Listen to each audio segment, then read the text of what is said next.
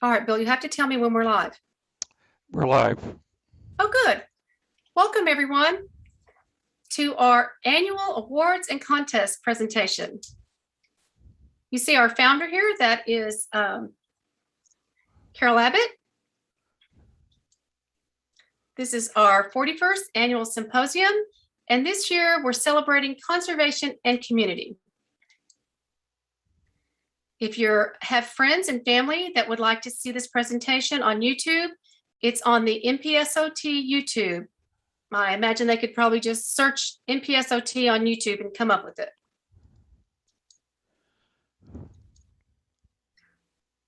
In the Native Plant Society is to promote conservation, research, and utilization of native plants and habitats of Texas through education, outreach, and example. Last night, I inadvertently left off someone in our in memoriam. Oh, why is my thing doing that? Excuse me. Pardon me. And I wanted to make sure that we remembered Marie Therese Hertz, who was the first recipient of the herbarium, Shirley J. Lusk Herbarium Award. So I'm very sorry that we lost her. And my screen is just going crazy. It's doing this on, I hope it's not automatically moving through the whole thing. But there we have it. We're sorry that we lost Marie. We wanted to thank our patrons. As you can see, we have about 100 patrons in our society. Thank you very much. We have a list of benefactors, and we're very grateful to our benefactors. Our supporting members, thank you very much. And our lifetime members, thank you very much.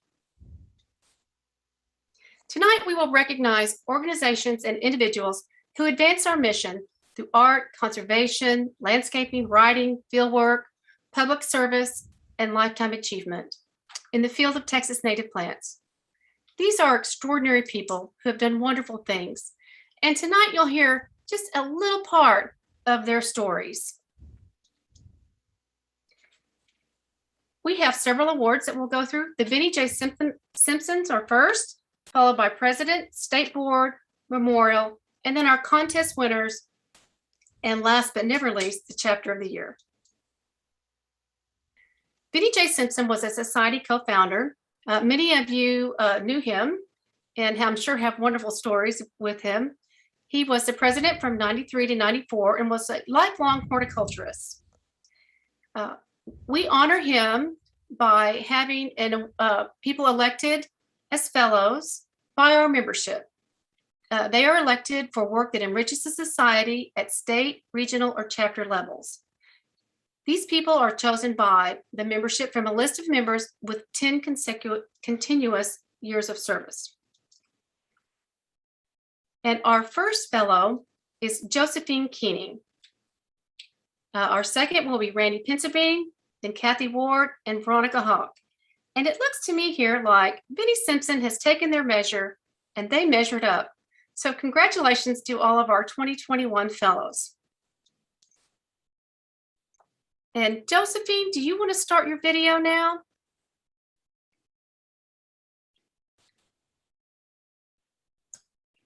All right. All right. If you'll get that started. Josephine is a North Central chapter member. She is the lead on multiple gardens throughout the county. And I will let you tell your story, Josephine. Okay. So move the slide. No, just start talking. Okay. All right. Well, first of all, thank you very, very much for this award. It is such an honor. And I could not have done all this work without the help of the most wonderful volunteers. I started with native plants when I retired in 2005. And so after that, I needed something special to do. And I met Molly Holler at the Molly Holler Wildscape. And I said, can I work with you? She says, sure, anytime. So I went there And of course, I loved everything they were doing. And they said, oh, you need to join the Native Plant Society. You will love it. I said, okay, I will join then. So I did.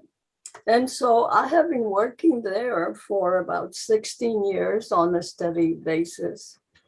I would like to mention the volunteers because we have all these gardens that we do. And you wonder how I have all these gardens, but it's because people say, ooh, we need help. I need to do this, you need to help us. So here we go. And so I got a group of people together and they're very faithful. And we call ourselves the Pollinators Group. And so the Pollinators Group is Jane Worcester Heiss, Kay Dansby, Phil Beluga, Carol Shitsky Marcotte, Denise Peterson, Kay CQ, Charlie Amos, and Dick Scheck, without whom I couldn't do all of this work. And also, I started working at the greenhouse, the city greenhouse, where we raised the plants for the Molly Holler Wildscape and also for the pollinator gardens. So the people at the greenhouse crew are Hester Schwartzer, Kay Sikio, Joe Popplewriter, Glenn Troutman, Joe Martinez, Charlie Amos, and Larry Norris. And so we take care of the 5 gardens and the greenhouse. And we have all of the gardens at, the Fielder House was the first one, was 16 years at Fielder House. Always Gray we've been working 10 years. Knapp Heritage, 3 years. River Legacy, 2 years. And Randall Mill, 1 year. That's our baby garden. And this is come around really, really well. So we're very happy to be doing this work and telling everyone about native plants and feeding pollinators. And so that's our mission. Spread the word about native plants. These are some of the pictures that I have taken of the butterflies that come to the gardens. And they are all, they're all so amazing and so beautiful. So I love them all and I'm a dedicated person. That's all there is to it. So any questions on this? I suppose not. Well, you know what? Can you tell us a little bit about your butterflies? Because you've taught those before COVID for several summers, and you always had a packed house when you did those lectures. Yes, we did have garden tours at the Fielder House, and then we had presentations inside the house. And we told about the life cycle of the monarch, and then we also showed all the butterflies. So it was all really, really nice. This year we didn't have any of those because of the COVID. But yeah, it's been a wonderful, wonderful trip. Well, thank you so much, Josephine, for telling us about your gardens. And I can't think of another person that deserves to be fellows more than you. Thank you. Really, all of our fellows. Very But much. I know you personally, and I am so excited for you to have this honor. Thank you very, very much. I'm very honored. Thank you. Thank you. Our next fellow is Randy Pensabine from the Williamson County chapter in Georgetown. And mute. And Randy? Hello, everyone. Hi. Hello's the word. Basically, I grew up in Texas, and I've always loved learning new things and being outdoors, observing wildlife and playing in the dirt. So it's been a great opportunity, and I want to thank NPSOT and the Williamson County chapter, and also the Lady Bird Johnson Wildflower Center. All have provided me with countless hours of enjoyment and get to learn a lot about native plants. So that's been especially fun. And I especially want to thank the Williamson County chapter members for their kindness and support. And being a member of the Williamson County chapter has provided me with a lot of wonderful mentors who've been very generous with their time and their knowledge. And any accomplishments I've made has, of course, been because of the wonderful support I've received. And it's just a great group. They're highly motivated, and I enjoy every minute I spend with these people. So thank you. This is me giving a tour of my backyard. I did all native plants. And so this is a group we took around on a field trip to a couple of different places. Also, I do a lot of teaching with NLCP. I've worked with Meg English quite a few years on NLCP, and that's been fun as well. So we have a great person in office there. So I'm looking forward to working with her some more. And this is just some of the gardens. Again, you know, it takes a bunch of people to pull this off. So this is the library garden at the Georgetown Public Library, and then we're up at Spirit Rains, one of our pollinator gardens for children. And then down below is a garden that was actually designed by Beth Irwin, but I get to claim part of the credit for helping with it. So thank you very much. This is a plant sale. I've been running the plant sales since 2013. I got involved early on. A good friend of mine drugged me along and said, "Oh, you don't have to know anything. Just come on to the plant sale." And so that was a great way to get started. And it was a lot of fun. And so I've enjoyed it. And it's gotten so big that it takes two people to run it now. So it's myself and Beth Irwin running it, who's our current president of the NPSOT Williamson County chapter. Randy, that looks like a wonderful sale. It is. Yeah. It's one of the best around, I have to tell you. I think, Yes. Yeah, yeah, you got some great plants going there. thank you. When is your sale That's, this fall? Have you had excuse your me? sale? Have you had your sale already this fall? Yes, we did. We had it early this year. We had it in September, into September. But we work with a local grower, and that's wonderful because not only does she grow for our plant sale, she grows for other plant sales in this area. And we learned a lot from her and working out at her place. So, you know, find you a smaller local grower that can work with your chapter, and you will all benefit greatly from that. That's wonderful advice. Thank you, Randy. Congratulations. Thank you.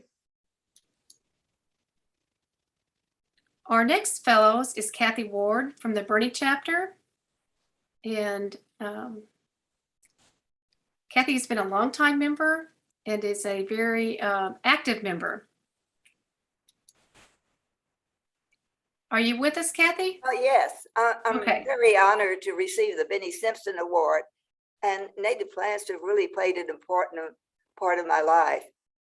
I want to thank both the Native Plant Society of Texas and the Bernie chapter for providing interesting programs and opportunities. I recently discovered an old article that I said that I had met Benny Simpson in 1969, but did not remember or realize who he was.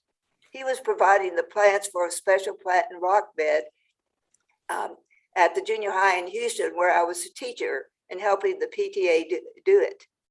My husband and I moved back to Texas with an interest in native plants, and Bernie didn't have a chapter, so we joined the Fredericksburg. But in 2000, we were a part of the 10 original members of the Bernie chapter, and we were always interested in demonstration gardens. And you see, I think this was actually 2001, where we're starting out at the part of the demonstration garden.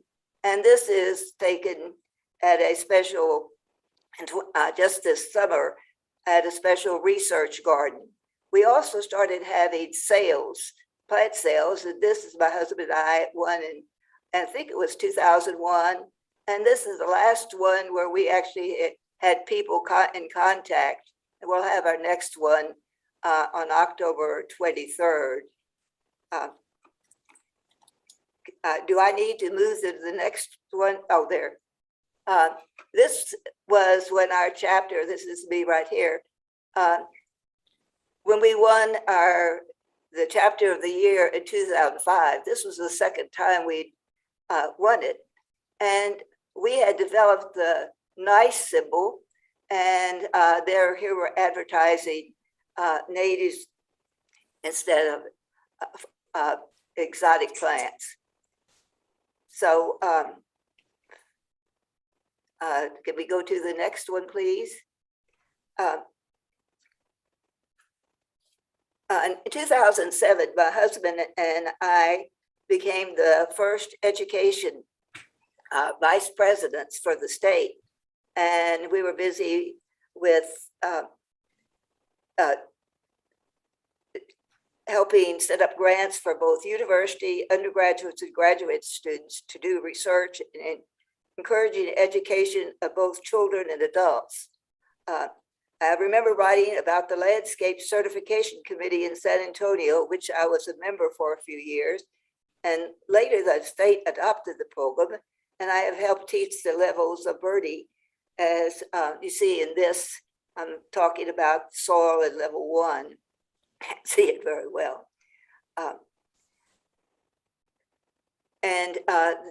We have, well, I was been the education chairman for many years of the chapter, and we gave awards at science fairs and helped set up grants for both for schools to have native plant gardens.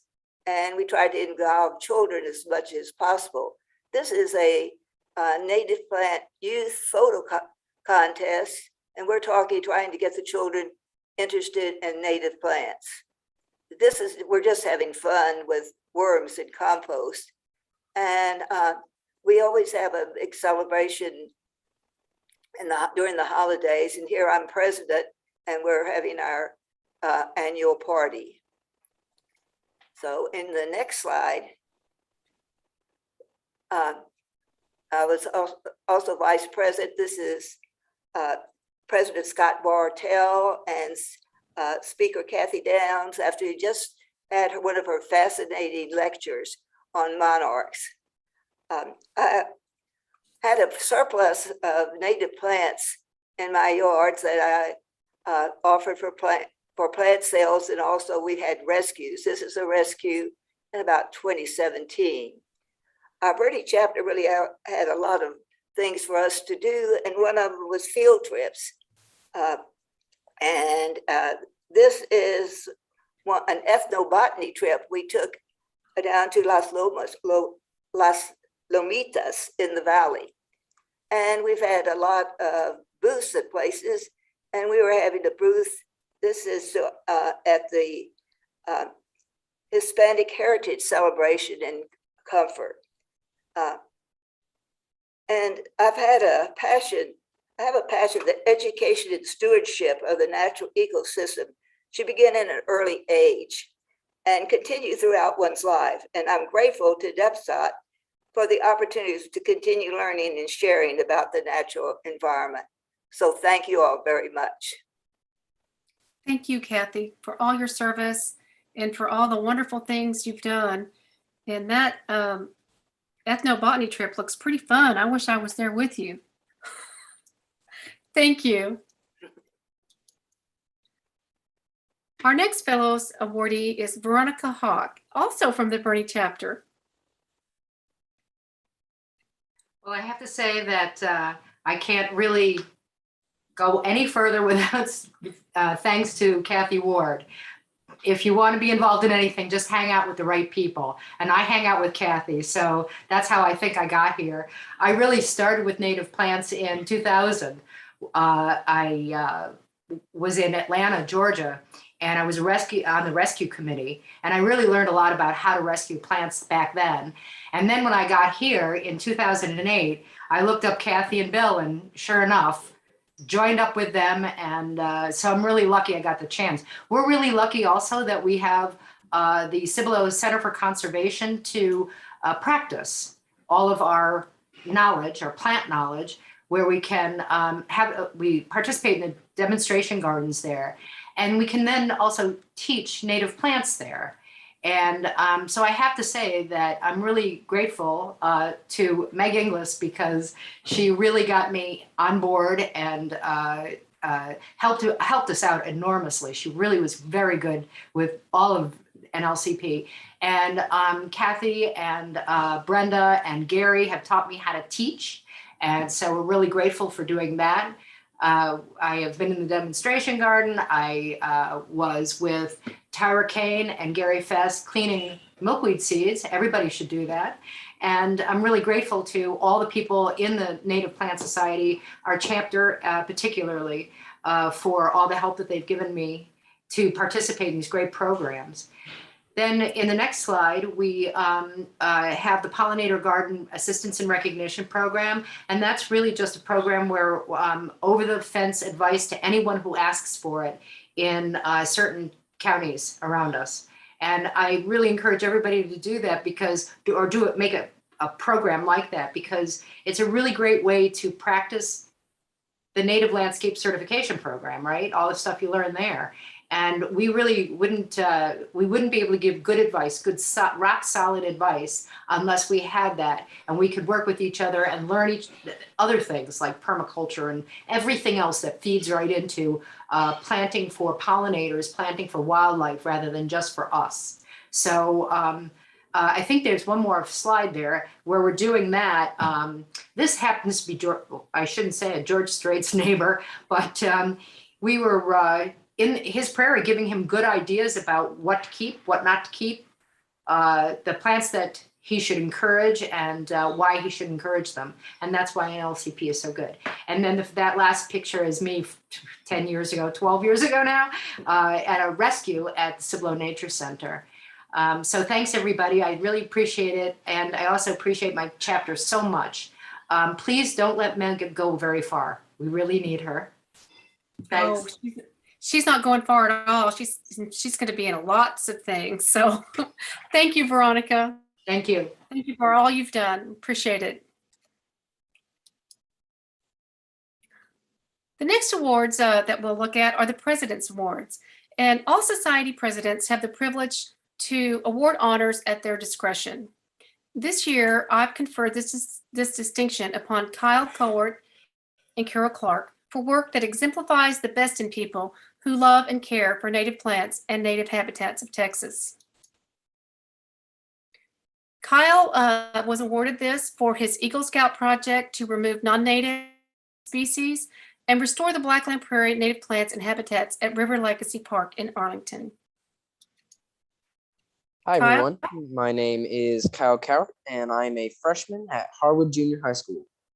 This project took almost a whole year and is one of my biggest accomplishments that I've ever done. The first few photos were taken at the beginning of my project. I had already hung my duck box, as you can see on the photo on the very far right, and there's a picture of the front of the duck box on the left. And also you can see at the bottom, my team starting to clean out some of the Johnson grass from the wildflower area. All right. So here you can see me in the project area that was absolutely full of Johnson grass. If you looked back and you saw photos of this area before we had been there, it would be completely unrecognizable. Miss Josephine Keaney gave me a very nice tour and some good advice that would help me figuring out where to put things in relation to other plants. I'm marking some areas with these little flags on where my bee boxes would be.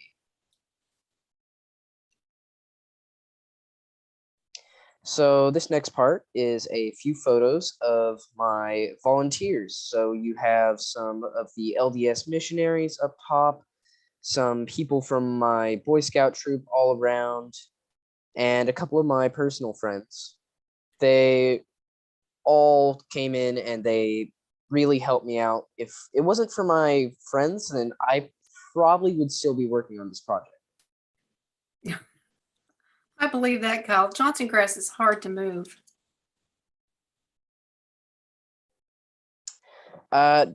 This is just a little bit of an insight on all of the paperwork and recording and all of the conferences and work that I had to do throughout the project. There was originally another duck box in the area that we placed ours, and it was being used by a wood duck. So we know that there was a duck there, so we just replaced it in the exact same position. So hopefully during nesting season, there will be a few feathers.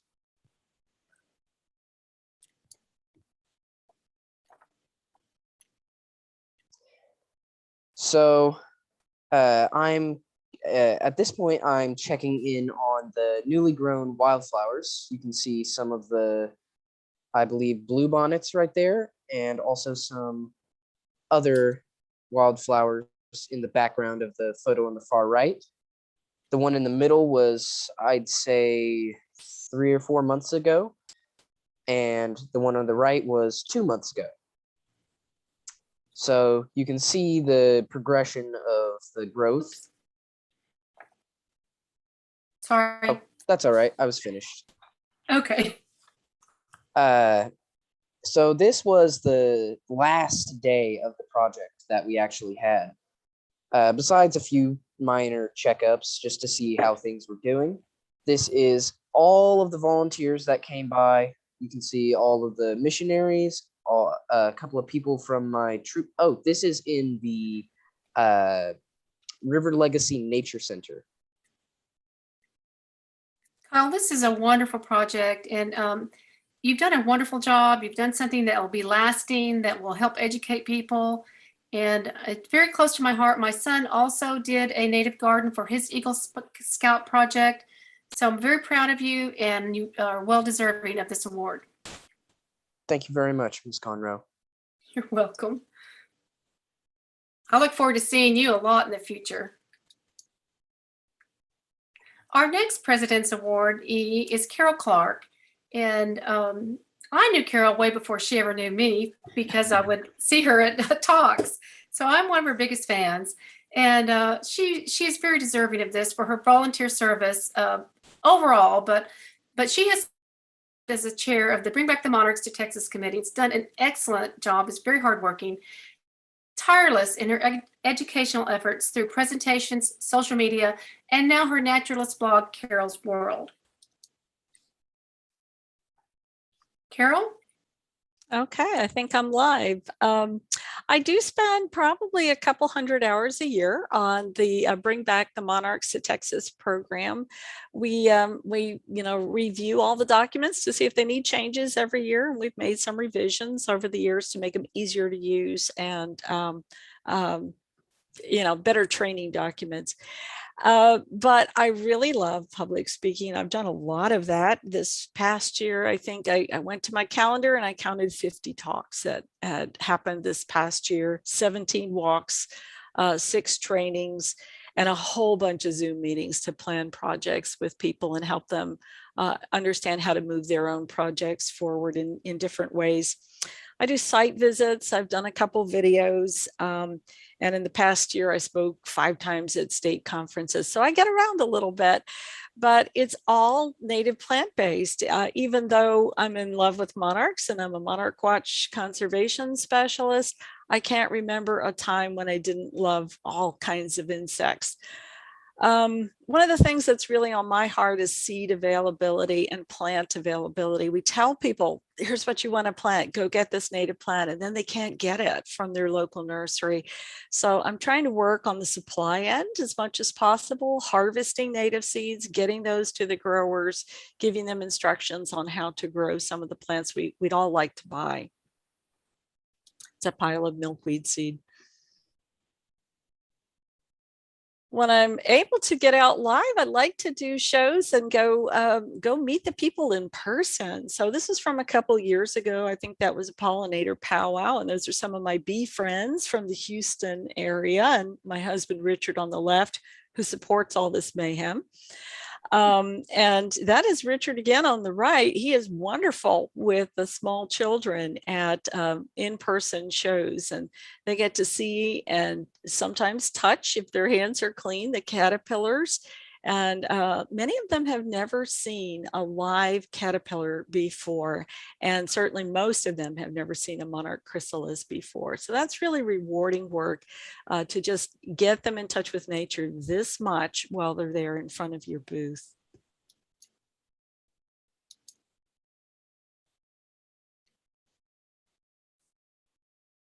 And of course, when we go out with Monarch Watch information, I also take all the Native Plant Society information. So at my Monarch Watch booth, you'll find the Native Plant Society brochure, the NLCP brochure, plant lists, suggested plant lists for that region that I'm working in. And it's never all about Monarch Watch or all about the Native Plant Society. I usually try to blend those things when I go somewhere.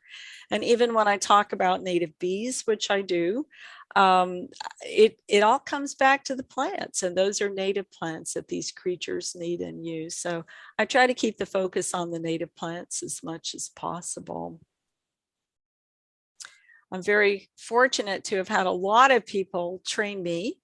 And one day I turned around and there was somebody following me around asking me questions. But I learned from wonderful teachers at the Herd Museum. Quite a few of their staff members helped me learn. I had some other mentors in our Collin County chapter of the Native Plant Society. Folks like Linda Strain and Gail Colley really taught me a lot. And I just can't say enough about how wonderful the Native Plant Society has been to me, in very loving, giving people who just want to, pass on the knowledge. And I think kind of it's my turn now to give back what's been given to me. So there I am out on a site visit, helping the city understand what was in one of their public spaces and what should be preserved and what could go as they put a new trail through that space. There's just a little snapshot of my blog and some of the entries there. There are lots and lots of plant articles there, and some insect articles too, and the occasional odd thing like what I had for dinner, but not too much of that. So Carol's World is what it sounds like. It's mostly plants and insects. I think my best year ever was when I was 5, because that year I received an insect hotel and the Science Book of Seeds for Christmas. And so my life has been pretty much all about that ever since. I didn't get to Texas until a little bit later in life, but I got here as fast as I could. Well, Carol, Texas is richer for having you in our state. Without you here, we would be missing a great educator. So I'm very grateful for your service and your work, and for you. Thank you. Very honored. And you can find my email if you have a question. Feel free to call me or email me anytime. My contact info is under the BBMT on the NPSOT website. Thank you. Thanks. Good night. Okay, our next awards are State Board Awards. The State Board consists of the chapter representatives and the Executive Board. And we have awards of appreciation, the Native Star Award, and the Digital Media Award. The State Board gave 2 awards of appreciation this year for work that furthers our mission.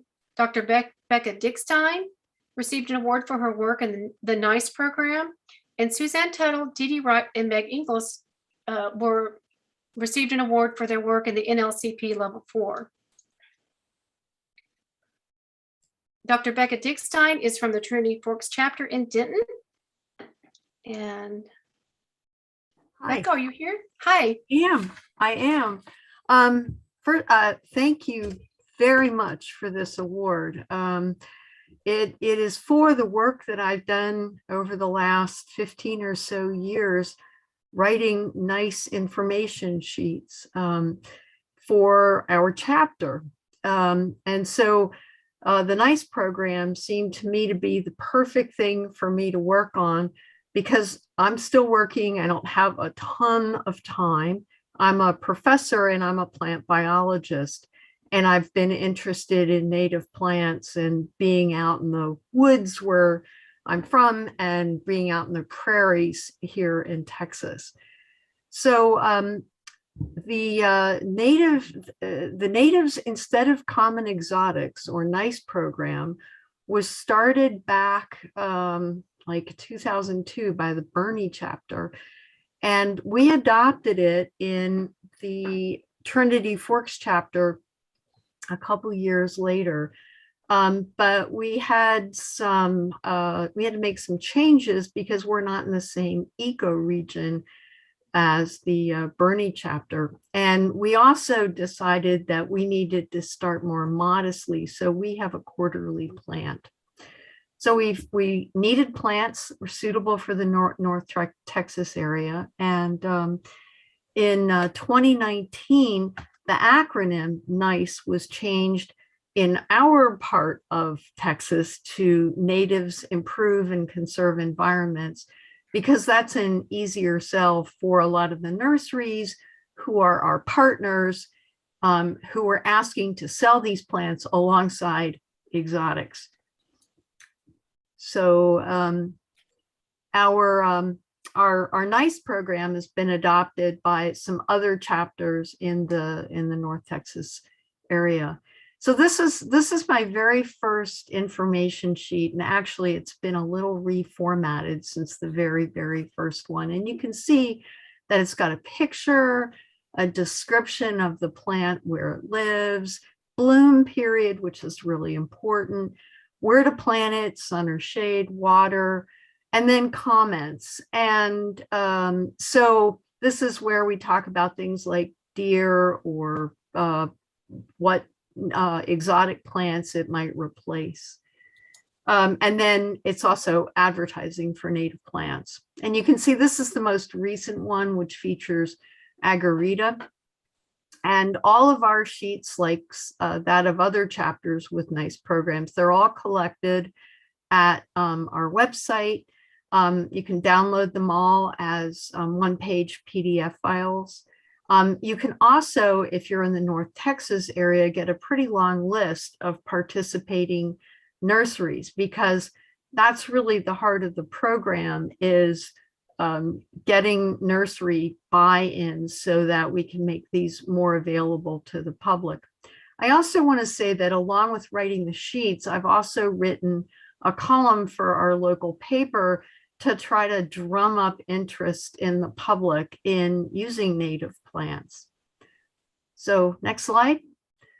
I have a lot of people to thank, because although I am the instigator of the writing, well, actually it's the chair of the committee who says it's time, because I'm usually behind.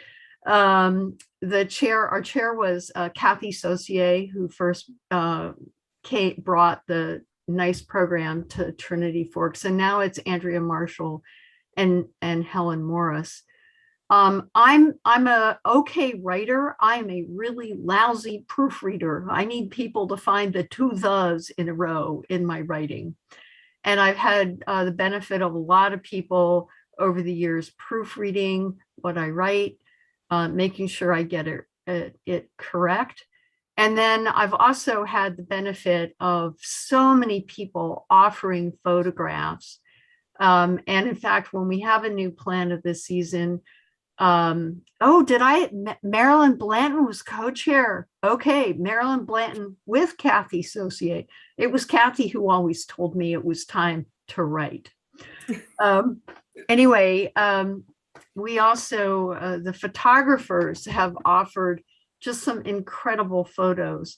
And these are some of their names. I actually, in preparation for this, went back and I've been the beneficiary of wonderful, wonderful photographs. And a lot of them didn't get published. So I want to show you some that were published on the next slide, and some that weren't published. So here you can see an assortment of flowers, which are mostly, but not entirely, flowering around this time of year. That are some of my favorite plants.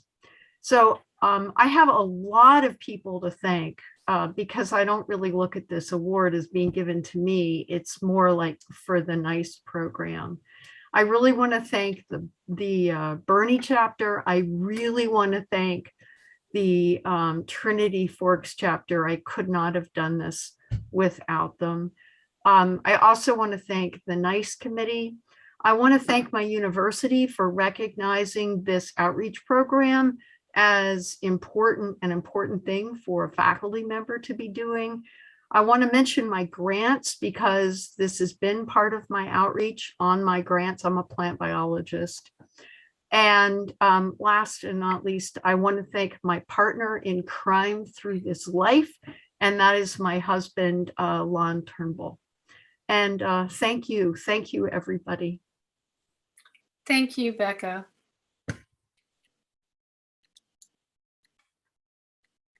The next State Board of Award of Appreciation goes to Suzanne Tuttle, Dee Dee Wright, and Meg Ingalls.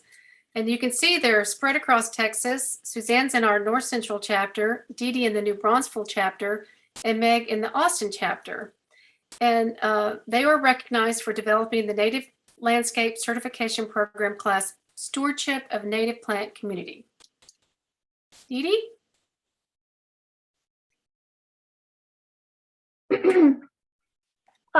Suzanne, Meg, and I would like to thank the State Board for this award for developing the NLCP Level 4 class on stewardship.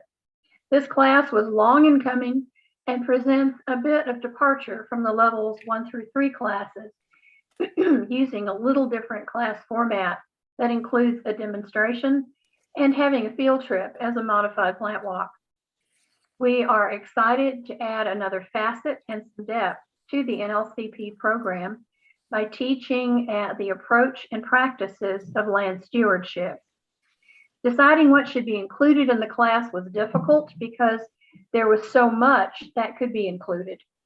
Because stewardship often begins with researching what was originally on the land, we had a problem with smaller urban lots that had all but, or almost all, had been removed, whatever was native, and the soil brought in from somewhere else. We decided Dougtalamy and the Backyard National Park idea worked well to landscape and restore those areas as much as possible. Many of Talamy's ideas are covered in our levels 1 through 3 classes, and we chose not to repeat. Next slide. By its very nature, stewardship tends to be more relevant to larger pieces of land. Many NPSOT members either own larger pieces of property or volunteer at places that encompass larger pieces of land where land management is taking place. This class will help volunteers understand the process of stewardship. We walk students through the process of creating a stewardship plan for their pieces of property because, as Suzanne kept telling us, there is no cookie cutter plan for stewardship. Know your land. We also tried to supply the needed resources and methods to get to know the land and create a plan. We hope this class will be interesting and beneficial to those who choose to attend it, and that it will form the basis for many productive future conversations. Saving intact the beautiful native plant communities of Texas in the first place is much easier than reconstructing them in the future. This class is a good place to start for that journey. So thank the State Board for all 3 of us. Thank you.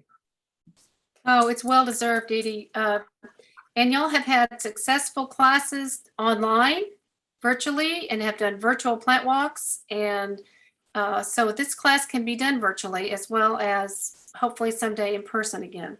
Yeah, Thank hopefully. you. Thank Yeah. you. Thank you so much. The Native Star Award is given to an organization or agency for a specific act of conservation or public service. And this year, the award goes to the Carnegie Vanguard High School Sky Prairie students and Jamie Ford for the transformation of the Carnegie Vanguard High School campus's green roof into a coastal prairie and pollinator garden through work in the Scientific Research and Design course. Jamie's going to tell us about it. Thank you. And thank you to the Native Plant Society of Texas for this honor.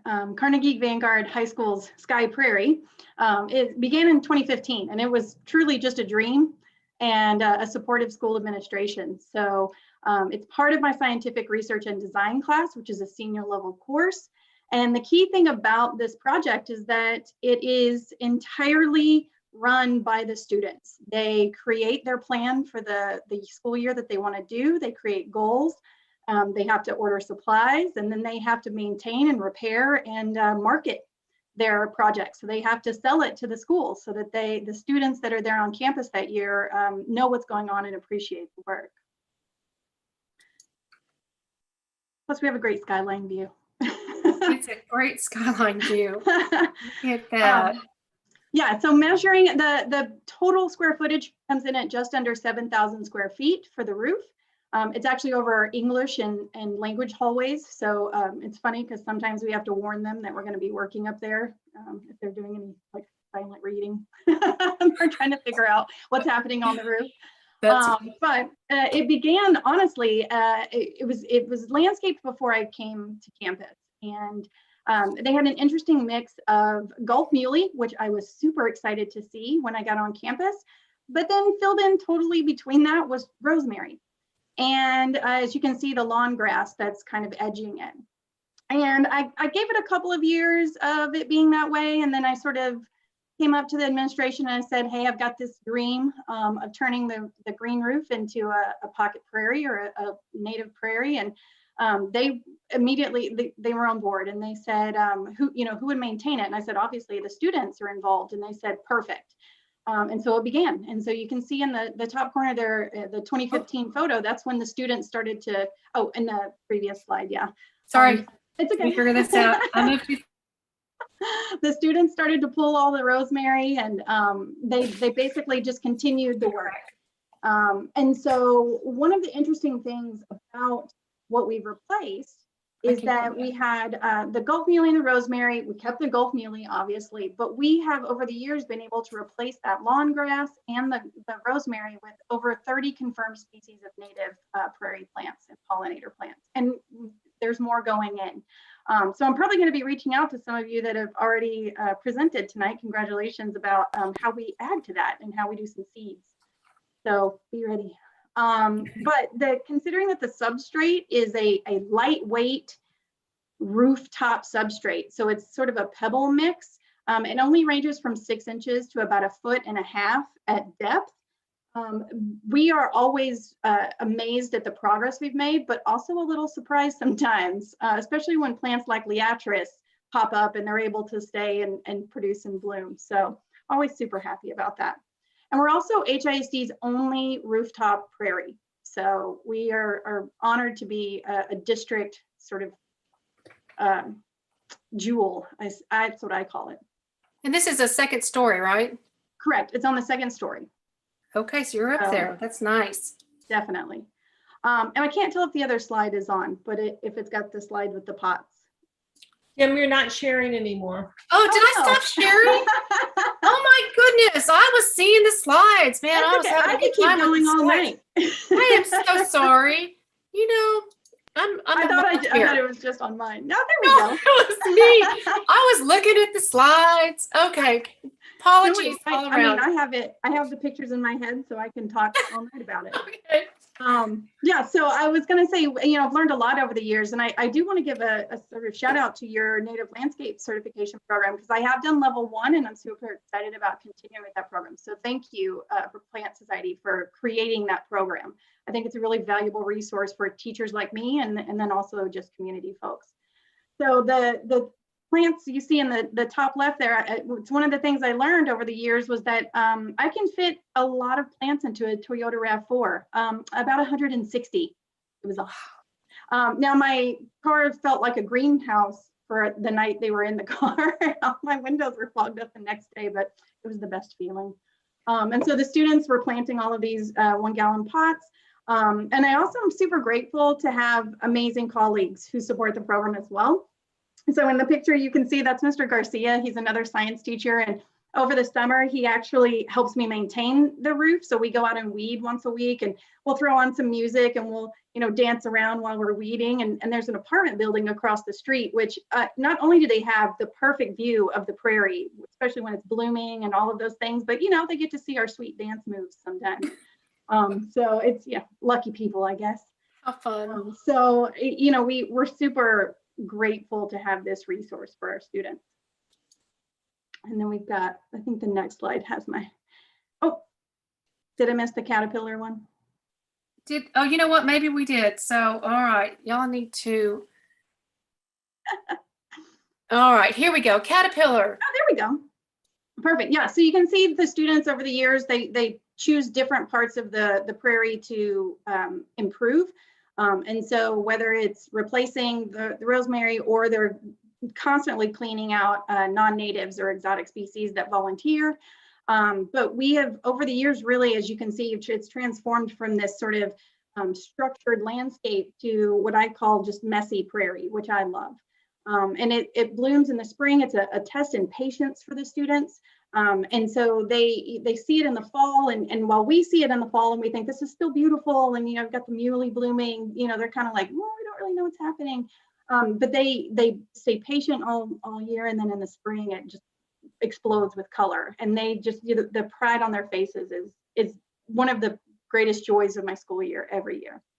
And so the best measure of success, I feel like, of this project is the students' hard work, and that they come away with appreciation for our native species, flora and fauna. And so they get excited about it. They come in and they tell me, oh, we saw a new bloom today, or they come in and they get excited about whatever insects. So it could be anything from the butterflies to the birds to the beetles, and they're starting to really look at it in a good way, instead of this sort of overarching way. They're starting to really notice the details and the differences, and I think that's amazing. And of course, in the spring, you see them out there taking selfies, so it's kind of good. They're having a lot of aha moments, and you're creating conservationists for life. I think so. And I think I mentioned this to you. I feel like, pun intended, I'm planting a seed. They graduate because they're seniors, so I don't get to see them bloom into the conservationists that I hope that they're going to be, but I do have them come back and they talk about it, and they ask about the prairie, and they email me, and they're in contact, and they're just checking in on it. So I can tell that we've, as a course and as a project, it's touched them somewhere in their heart, and hopefully they carry it. So, well, they've learned to love it, and that's what will make the difference. I think so. Yeah. And there's that slide again. Yeah, nice. Because I was admiring the J slide while y'all weren't earlier. And this is actually near downtown Houston. So we are in the Montrose area. The building was built in 2012. That's when we opened, and that was my first year. So again, everything was sort of set up before I got here, or got into the school. So it's been an amazing ride, and I certainly want to give shout outs to groups and partners that we've had. So as always, we are forever grateful to our principal, Mr. Moss, our assistant principal, Mr. Garner, our dean of instruction, Ms. Matsu. But we also couldn't have created this resource without all of the amazing partners over the years, and our longtime partners.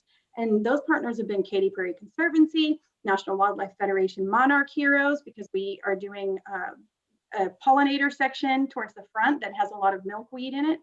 And then we have Houston Audubon, Coastal Prairie Partnership, St. Julian's Crossing has been an amazing partner, and the Houston Zoo. We also partner with the Houston Zoo.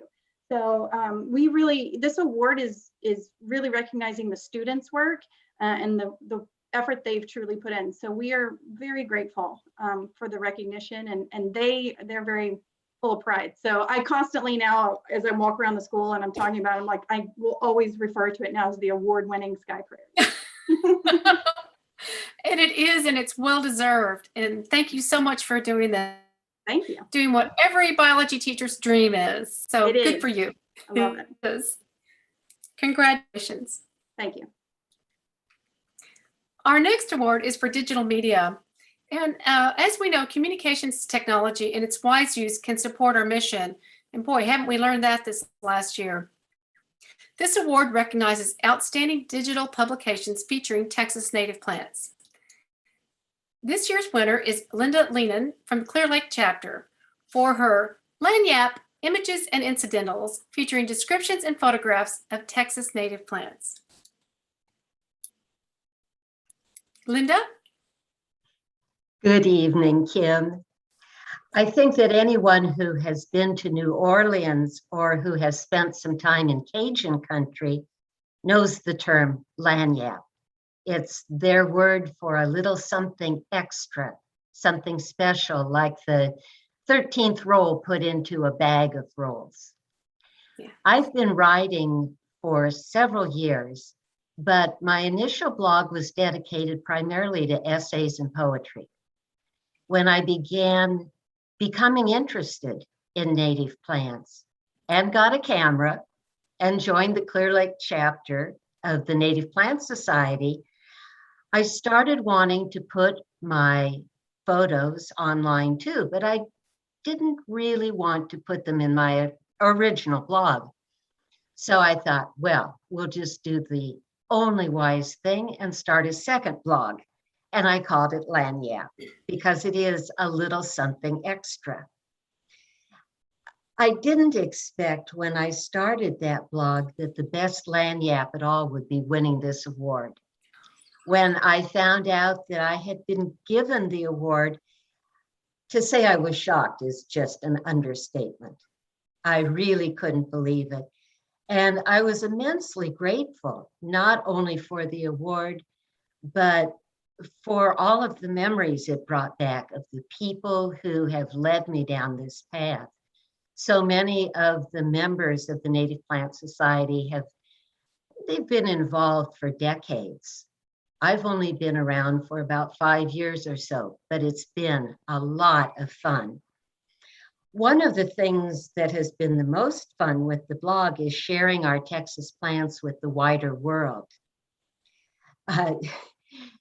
When I posted these photos of Barbara's buttons, for example, I titled the entry, Barbara Unbuttoned, and people from Florida to England to Australia laughed about that and said, oh my goodness, that flower looks like it's wearing pigtails. It's a way to bring people in, to get them interested, even if they don't know scientific names or think anything that doesn't come from a box store is a weed.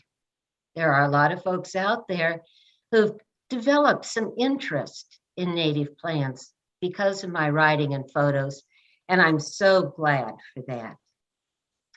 Every spring I show some of our traditional favorites, particularly the blue bonnets, and of course, the Indian paintbrush. They're gorgeous, everyone loves them, but spring in Texas is more than blue bonnets. And I've had a lot of fun roaming the state, looking for other things to show to people, like this wonderful Christmas or pencil cactus blooming with its green flowers on the Willow City Loop. I'm still looking for a jeweler somewhere who can turn that into enamel and pearl and turn it into earrings. I think they would just be beautiful. That would be lovely. I would buy that.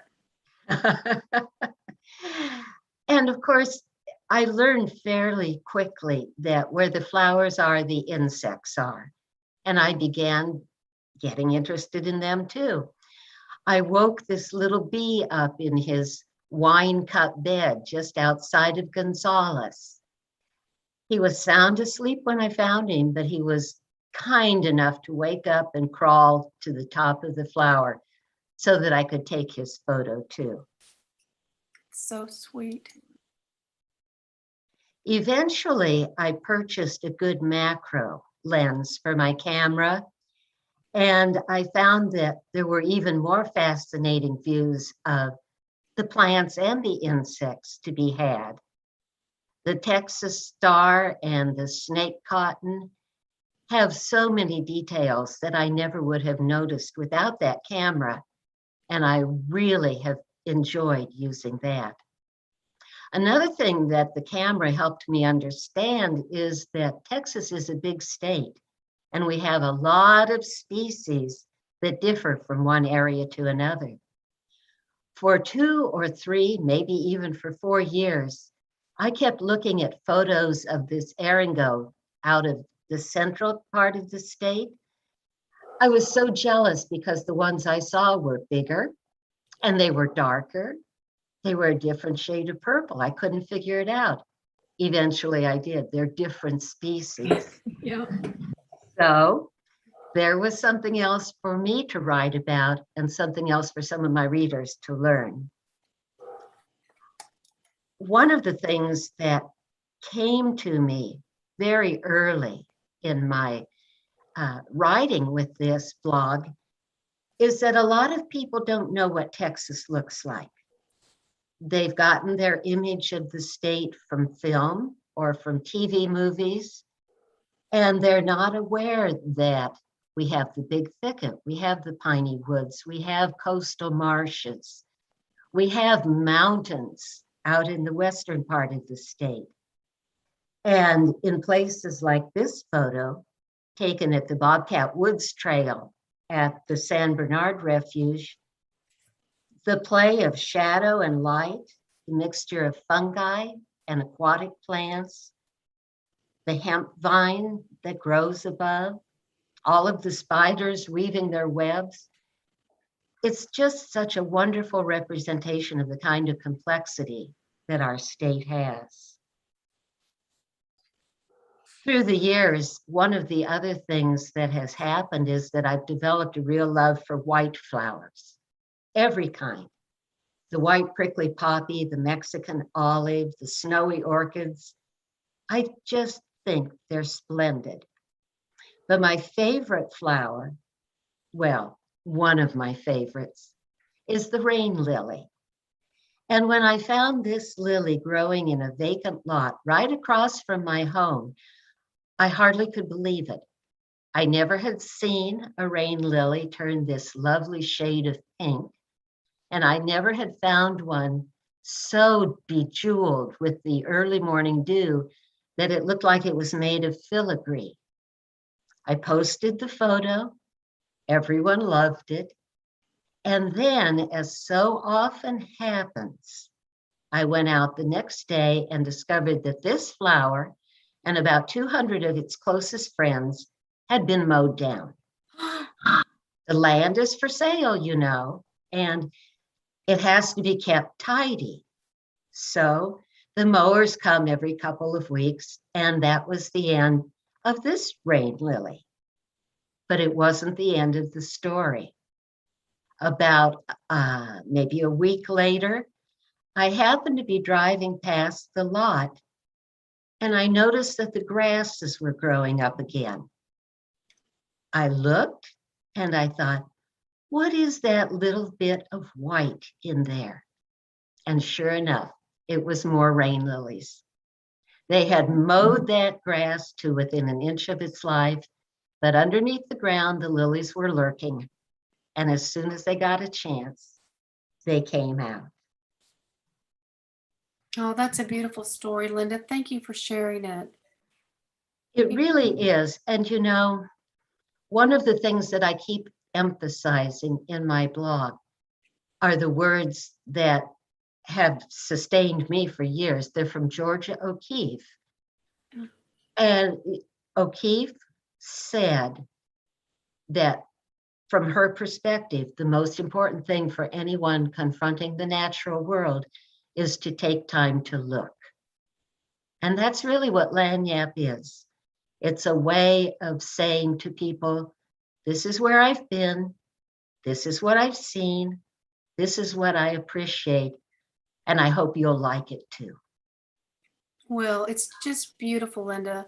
And if you need a nature fix in the middle of the night or anytime you haven't been able to get out and you have a phone near you, go to this blog. It will put your brain in a great place. Thank you so much. Thank you. And now we come to our Memorial Awards. Our Memorial Awards help us stay connected to people from the past who were important in the study of Texas native plants and those who founded and developed our society. Through these awards, we honor them and those who are continuing their efforts today. Recipients of the Memorial Awards are chosen by the Awards Committee and approved by the State Board. The 2020 chairman is Linda Knowles, and members Cecil Carter, myself, Michael Easton, Hopkins, Meg Ingalls, and Ricky Lennox went through and we really study and we do a real job, and we spend a lot of time talking about these awards before we make recommendations to the State Board. And so tonight, our first Memorial Award honors Mary Jo Laughlin and Dr. Eula Whitehouse. Our logo was donated by Mary Jo, and Dr. Eula Whitehouse wrote one of the first books devoted to Texas wildflowers. So this award is for visual art that illustrates, interprets, or promotes Texas native plants. Jill Bedgood, and I wish I had thought to get Michelle Villafranca to talk about this tonight. Jill was not able to come, and she is very sad about that, but she did do a short video for us. But she has done this public art sculpture at the Fort Worth Chisholm Trail Community Park, which is not far from my home, and it focuses on the natural prairie environment. There are two large sculptures, one pond and one floral fauna. And here's just a close-up. It's such a cool thing. I mean, there's the spider, there's the web of life. It's all involved with the plants and the birds and the butterflies. And there's the map, and then the hawk is up there watching it all. Here are some details of her work. It's just exquisite. And she has that Aringo. Look at that, Linda. It's right there. It looks like the same one that you have in your picture. Anyway, beautiful, beautiful artwork, well deserving of an award. Here's Pond.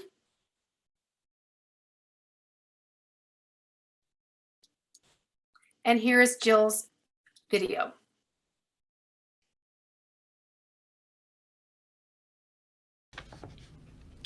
As a woman artist with an interest in the natural world, I am honored to be receiving the Mary Jo Laughlin and Dr. Eula Whitehouse Award.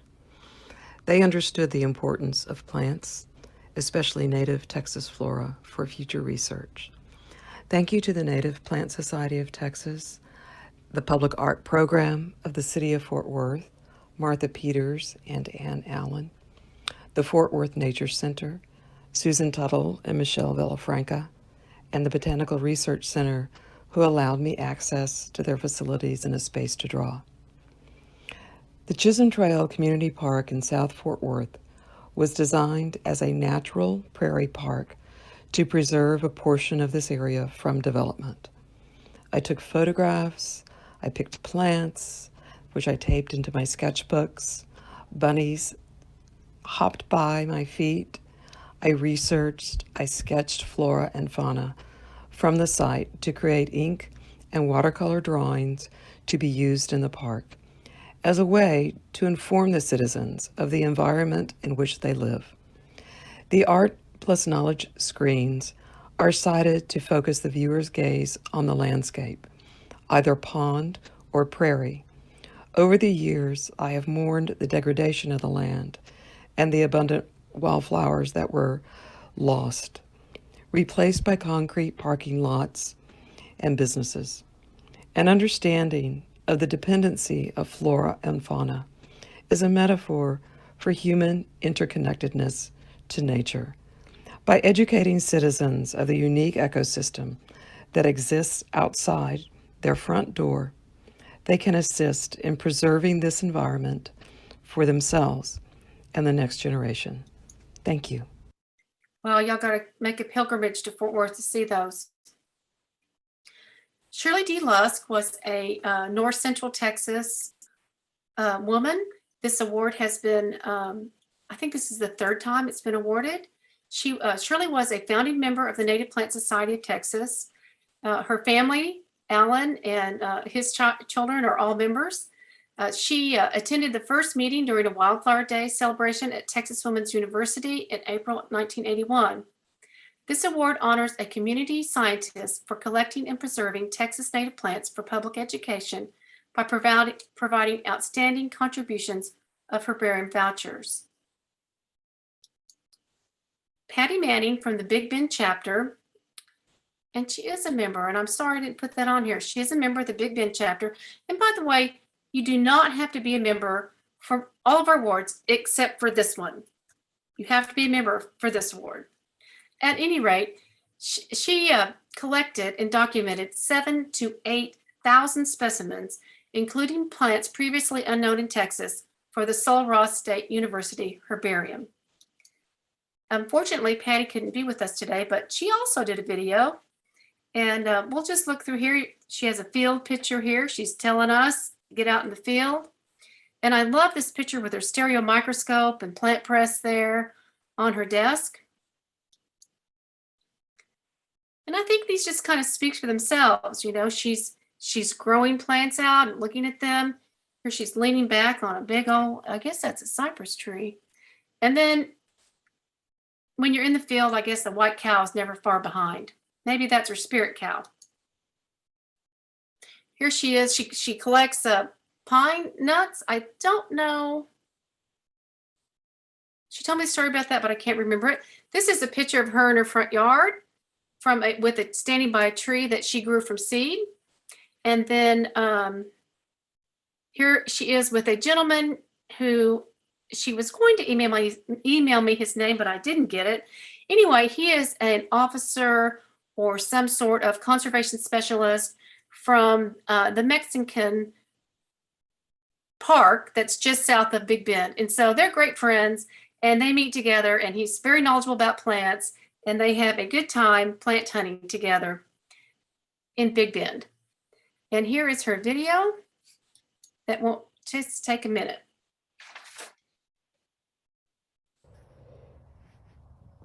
Well, first I want to thank whoever nominated me for the award. It's quite an honor to be, recognized for the contribution I've made over the years to documenting native plants. That began 30 years ago when I started as a graduate student at Sul Ross and became under the tutelage of Dr. Powell, who showed me the importance of the joys of, for one thing, and the importance of documenting the native flora. And I had the, wonderful opportunity over the years of, seeing a lot of different kinds of habitats, working with a lot of interesting people, and seeing a lot of cool plants, many of which I did take voucher specimens of and deposited in the Sul Ross herbarium. My field notebook indicates that that's been over 8,000 specimens. That not all of those are housed in the herbarium. Some of them were when I was a student. Maybe they didn't get mounted or whatever, but anyway, it's a lot of specimens, not as many as some people, but it's been so much fun. And I'm not finished. I have a press full of specimens as we speak that I just need to put label data with and take up to the herbarium. So anyway, I want to again thank the Native Plant Society for their recognition of one of the joys of my life, which has been learning about and documenting the native plants of primarily Trans-Pecos. Well, thank you, Patty. Thank you. How wonderful to be able to spend your life doing something that you love. The Carol Abbott Award is for writing in the popular vein on Texas native plants. And Carol Abbott is our founder in 1980. This award goes to three people, Lynn Weber, Jim Weber, and Roland Warr, for their book, Native Host Plants for Texas Butterflies, and featuring 101 native larval host plants. So they also get to do what they love. And Royal couldn't make it tonight, but Lynn and Jim are here to speak to us. Thank you, Kim. First, we'd like to thank the Native Plant Society of Texas Awards Committee for recognizing our work on native host plants for Texas butterflies. The slides you're about to see are but a small sampling of some of the photos we took while creating the book. We do want to give you a little history of how the book came to be. We began the journey years ago when we took our first bird seminar with Rowe in Big Bend National Park shortly after we moved to Texas, and that was back in 1989. It was Rowe who inspired us to learn more about Texas natural history, and he planted the notion that even as enthusiastic amateurs, we could raise awareness of the importance of the natural world. While birds were our gateway drug, as we call it, we were quickly drawn to all aspects of nature, especially butterflies, moths, and native plants. Our training to become certified master naturalists and national wildlife habitat stewards kickstarted our interest and expanded our knowledge base, as did the remarkable increase we observed in wild species that we photographed in our yard once we created a native plant wildscape. While several great books exist on how to create a native plant garden, most only address the need for nectar plants for adult butterflies rather than host plants for their caterpillars. About this time, the specific association between monarchs and milkweeds was becoming much more common in terms of knowledge in the general public. We also noticed that most butterfly field guides barely mentioned host plants. Most native plant field guides rarely mention if the plants were utilized as butterfly hosts, and none combine the two fields in a comprehensive visual way. So in doing that, the idea for the book was born. Of course, we realized that if we were ever to finish this project in our lifetime, we would have to limit the scope of how many plant-butterfly relationships we wanted to try to highlight. So we thought 100 was a good number. We ended up just over that. And we wanted to have a variety of, of plants, from wildflowers, trees, shrubs, and vines for this. And then after a little thought about it, we had to go through and do a fair amount of research on the pairings of the different plants in Texas and the butterflies that use them. We used a lot of sources for that in literature and online resources, as well as our own personal experience in wandering around outside. So after we had a rough list of species, we went through and had to figure out how to lay all this out. And we wanted to create a book that would be interesting to both a beginner as well as something that wouldn't be too frustrating for a trained botanist. So we settled on a template for each plant species that would highlight a main overall shot of the plant, a couple photos of details, maybe a flower or seed, and a range map for the plant as well, because the range of these plants is kind of important, and one of the key factors for determining the range of the butterflies that use them as well. So we went around collecting pictures of these things. We also wanted to include pictures of the adult butterflies and the caterpillars that use them, so people would know what to expect might be visiting their plants. And in going through this, we're hoping that we made something that's somewhat useful for people and a little bit unique from what we've seen. We want to make sure that we thank all those whose knowledge and experience in raising caterpillars really enriched our book. Those who located plants in various growth stages for us to photograph around the state, and those photographers who generously donated their images for use in the book. They have inspired us to reach even further with a companion book on native host plants for Texas moths coming out in February of 2022. And of course, although he couldn't be here, we thank Rowe, whose encouragement set us on this wonderful, life-changing path many years ago. So thank you. Well, thank y'all for all your hard work and dedication. I know it's you traveled all over the state. You gave your husband a heart attack when he saw you laying down on the walkway because he thought you had one. So, yeah. What a wonderful thing to be able to do together. And the state of Texas is enriched because of your work. And today, Sam Kieschnick mentioned your moth book. And so I imagine a lot of people went to Amazon today to pre-order. So thank you Awesome. so much. Thank you. Our next award is the Donovan Correll Award. Dr. Correll was a taxonomist and author of Ferns and Fern Allies of Texas and the Manual of Vascular Plants of Texas. This is an award for scientific writing in the field of native flora of Texas. This year's awardee is John E. Williams for the first English translation of the father of Texas botany's essays and articles of Ferdinand Lindheimer in Texas. And I have to tell you, when I read some of the material that John sent me, his biography really spoke to me because he just has led the life that, gosh, wouldn't anybody want to? The master's degree in botany, then a law degree, and then working in both of those fields with agencies that can really make a difference. So John is here tonight to tell us about the writing of his book, or translating.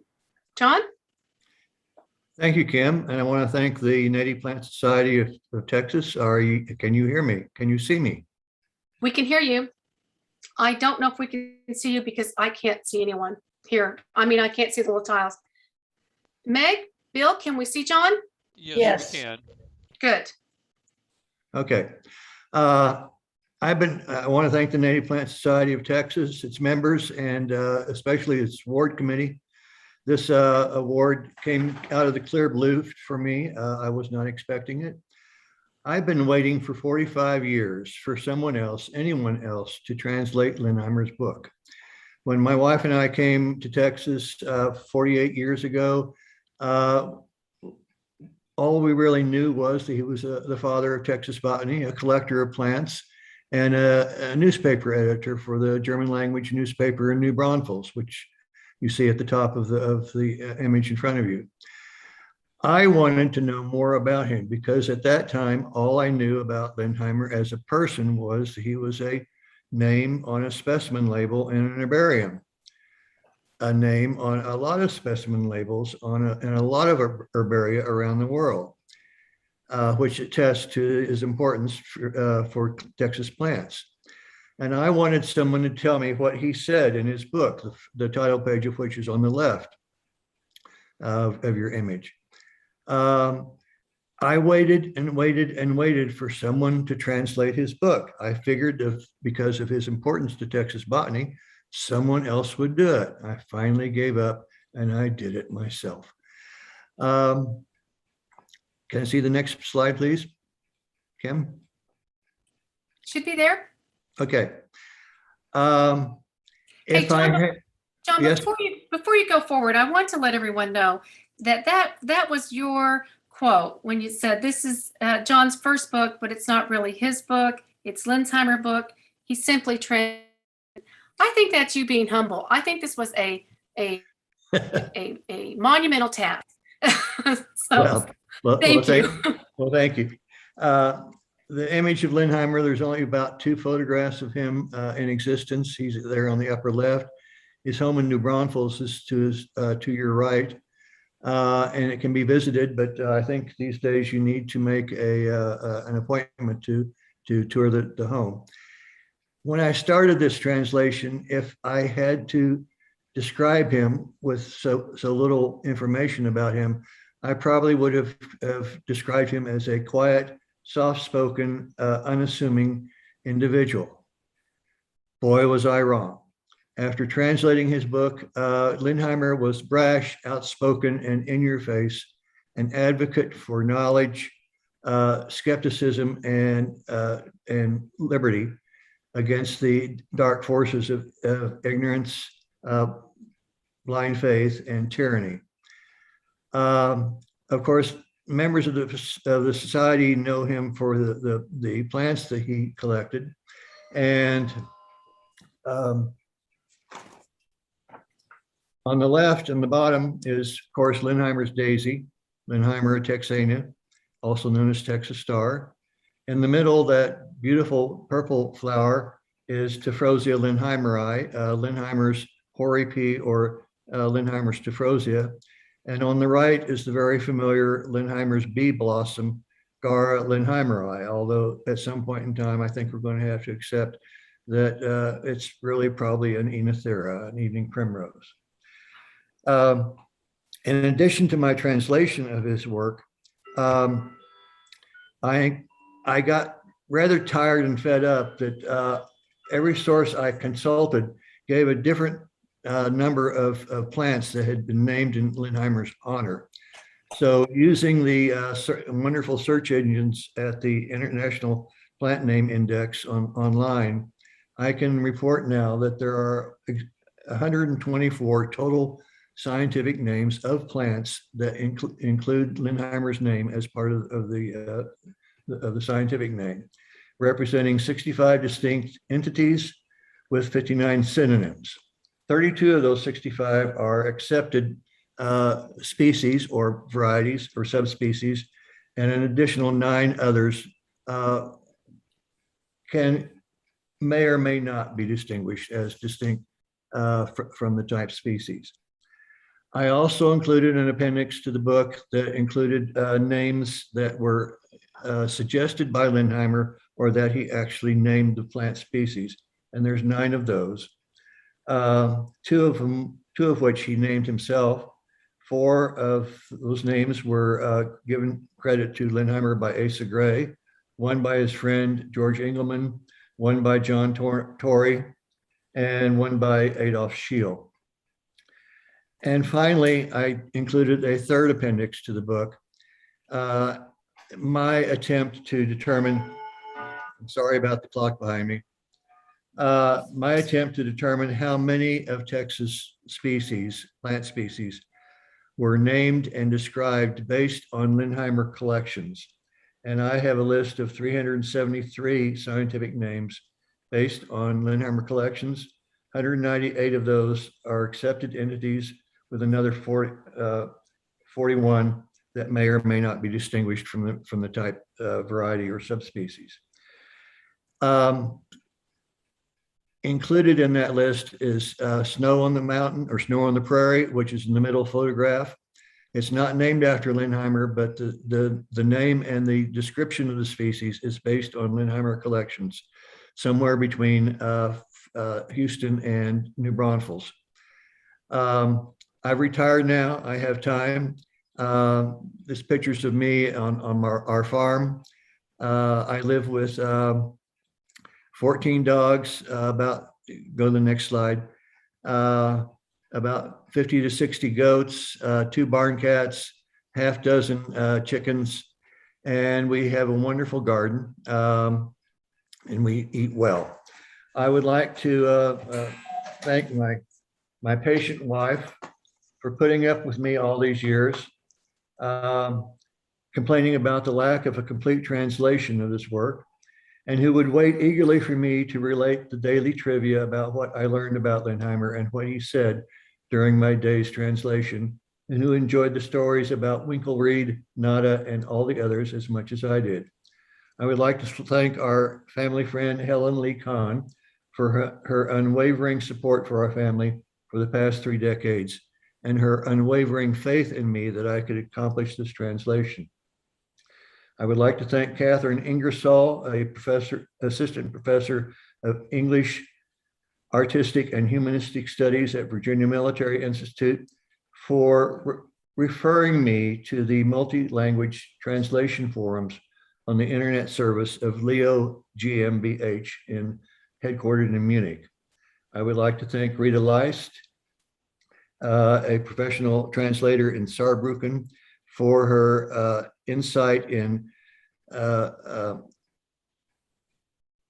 assisting me in transliterating what Lindheimer heard of Spanish words in his essay for his travel and sojourn in Mexico.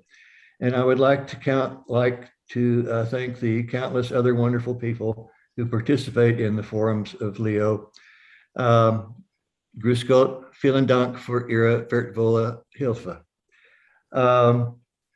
Finally, I would like to thank my major professor, Dr. George Goodman at the University of Oklahoma, for teaching all of us who work for him by example the courtesy of grace style, and civility in one's writing and in social and professional interactions. It may seem strange, but this professor of botany at the University of Oklahoma made me a better lawyer once I got my law degree. I think you will enjoy Lindheimer's books, especially his discussion of the importance of not depleting the natural fertility of the soil in his chapter about livestock and agriculture in Texas. In the same chapter, he also talks about invasives that he saw when he first came to New Braunfels in the 1840s and 1850s.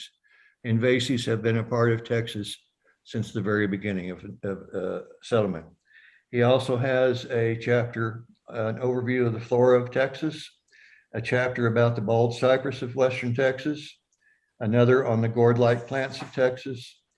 And I think you will enjoy, especially toward the end of the book, his reflections of a botanist, which are just absolutely amazing. I can think of no better epitaph for Lindheimer than than words he said himself. He intended to conquer the world through knowledge. And once again, I would like to thank the Native Plant Society for this award. I am deeply honored by it. Thank you. John, thank you. Because of you, who can't read German, can share in Lindheimer's world. Thank you so much. Okay, thank you. Our next award is the Nancy Benedict Award. She was a society president from 1983 to 1984, and she had an unwavering concern for the well-being of the society and was instrumental in organizing it. This award is for an act of conservation or public service in the field of Texas native plants. This year, the awardee is Susan Prospery from the Austin chapter for the propagation of over 250,000 Pinus tida for the restoration of Bastrop County loblolly pine forest and the growing of milkweed, Asclepias, to help the U.S. Fish and Wildlife Service and the public through her work at the Lady Bird Johnson Wildflower Center. And Susan is going to tell us all about this project. Well, I'll tell you what I know. Thank you for the award, and I appreciate the opportunity to have gotten to work on it. That fire in 2011 in Bastrop area was pretty devastating, and a lot of people were looking for a way maybe to help. So after volunteering for so many years, Sean Watson finally hired me at the Flower Center to work on this project. And I had more than 180 different volunteers from, some of them from Bastrop County and other areas nearby, and master naturalists, and even our regular volunteers from the Wildflower Center that had been there for many years. A bunch of hands got dirty planting pine seeds and replanting pine seeds. We had to fight cardinals for taking our seeds and replant them again. But anyway, the Texas Forest Service had loblolly seeds that had been stored in an East Texas refrigerator for many years, and they were actually from that Bastrop lost pines population. And we were given some of these to grow as part of a big project to do 1 million pines. We were one of 3 growers, I believe, that were involved in this. And it took a lot of hands to do all the planting of seeds and then the weeding.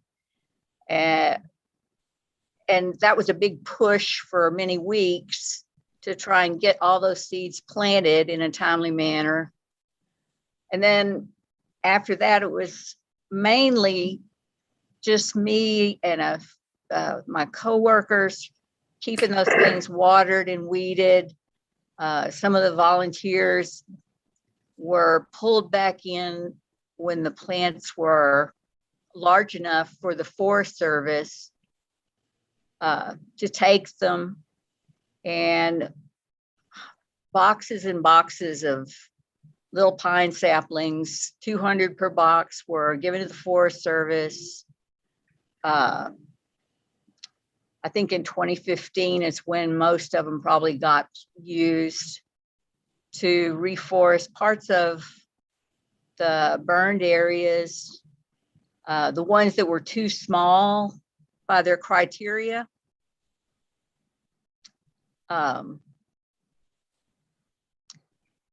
Sorry, I got a distraction.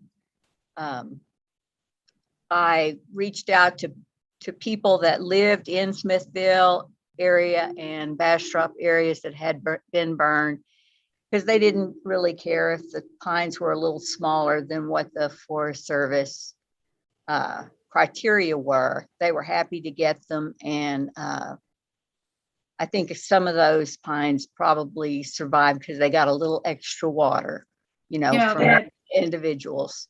people watching them. Yeah. So many groups, volunteer groups helped, and that seemed like such a lifetime ago. When I heard that I received this honor, I had to really push back to remember, oh my God, that we did a lot of work, but it was a lot of people, and I appreciate all the help and kindnesses of folks. And then for the milkweeds, we started that in 2015 with U.S. Fish and Wildlife. We had to do some germination testing to get an idea of when the best time and treatment to sow the seeds would be, and selected really the big three for our area: the antelope horn, the green milkweed, green antelope horn milkweed, and the zygzotes, and did some different treatments, different lengths of cold moist stratification. Wound up finding that if you soak the seeds overnight generally, and then cold moist stratify in the fridge for usually 30 days, you'll get pretty good, 85% or better germination of these. And it particularly, you know, stratify over the winter and then sow them after the stratification is done. But about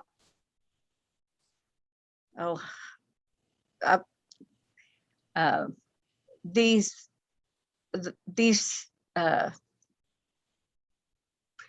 seeds were primarily collected by various people. We received some from Balcones Canyonlands folks, really generous donations.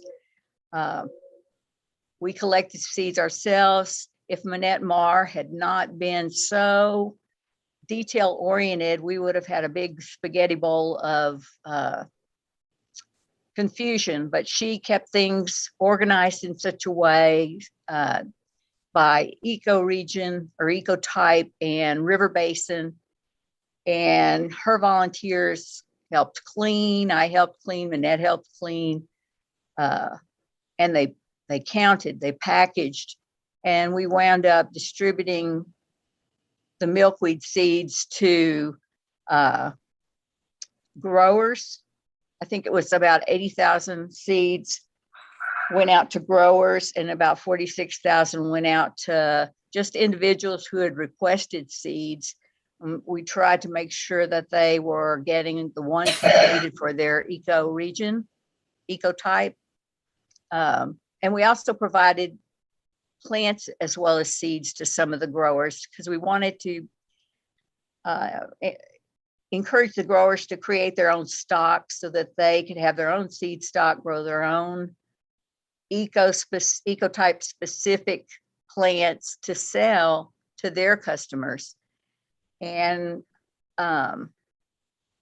so hopefully some of that pushed things a little further into where we want to have these plants more available for the general population.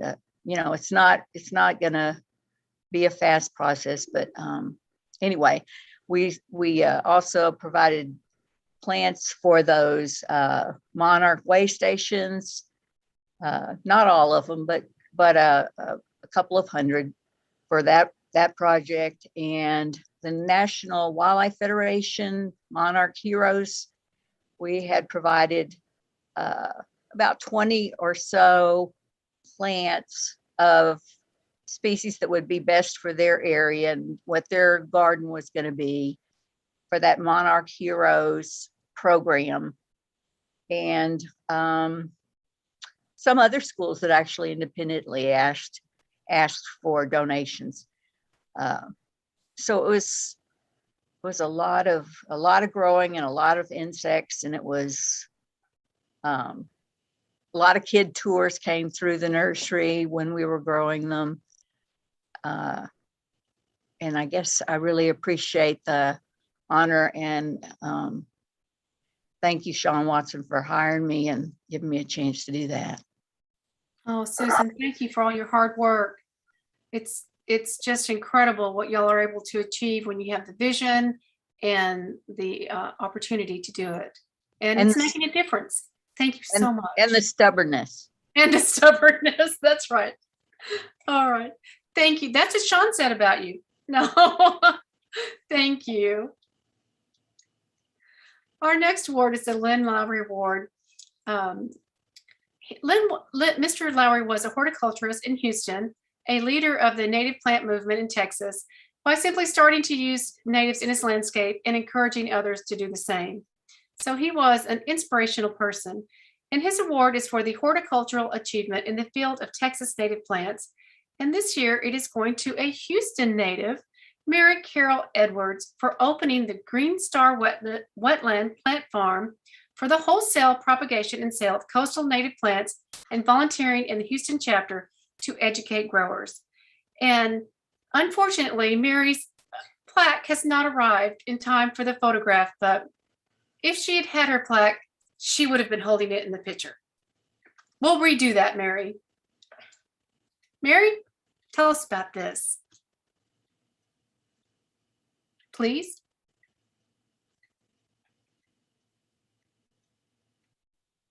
Hello? Oh, is Mary there? Am I still connected? Bill? Hello? Kim, we hear you, but not Mary. Oh, no. Let's see, there is a Mary here. I don't know if it's the right one. Let's see. Mary was on earlier. I mean, we did the audio and video test. Mary. Mary is. Mary, I know if she's you're here. Can you write something in the chat window If she can't connect for some reason? I don't think she's here. Oh my goodness. Well, she was here earlier. I can't imagine. Something must have happened. Well, my hat's off to people like Mary Carol Edwards who start business ventures to work in native plants and conservation. That is just a great risk. And you have to do all kinds of things like hire people and worry about the weather and worry about if you're going to have buyers and worry about transportation and are you getting the right species? And she is only doing Texas native plants. So my hat's off to anyone that can move forward like this. And did we get a chat from Mary? No, but we do have Susan Keaney wants to say something about her. That would be wonderful. Go ahead, Susan. Hi, this is Susan Keaney, and I recently started working for Mary Carol in February, and I am just so proud to be part of this company, and so proud of Mary Carol.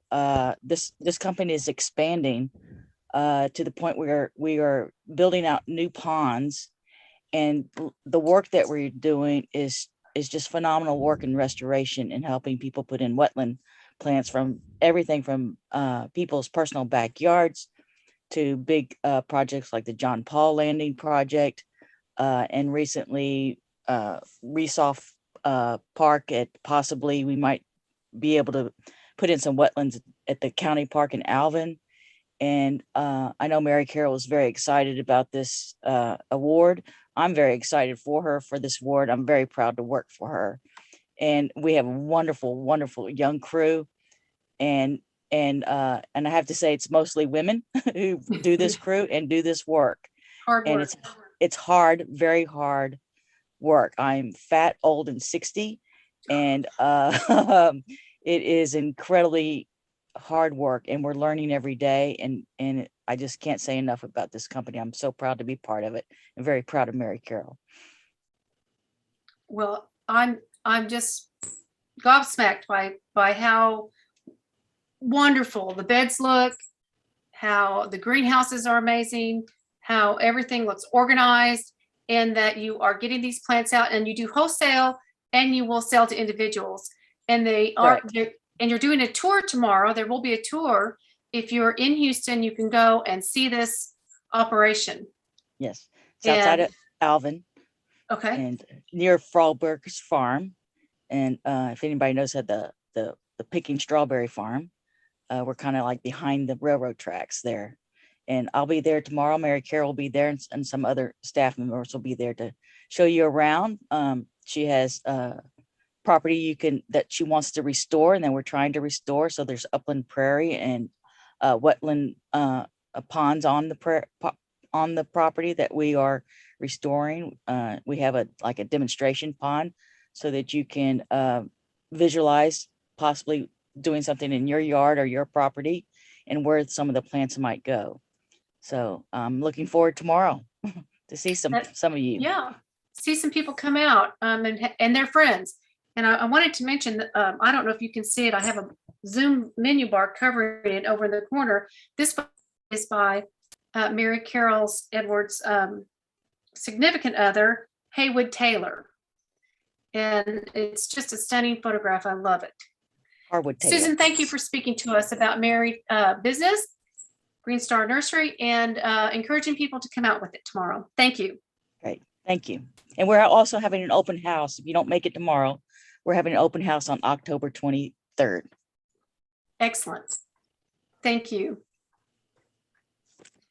And our final memorial award is the Charles Leonard Weddle Award. He was a distinguished alumnus.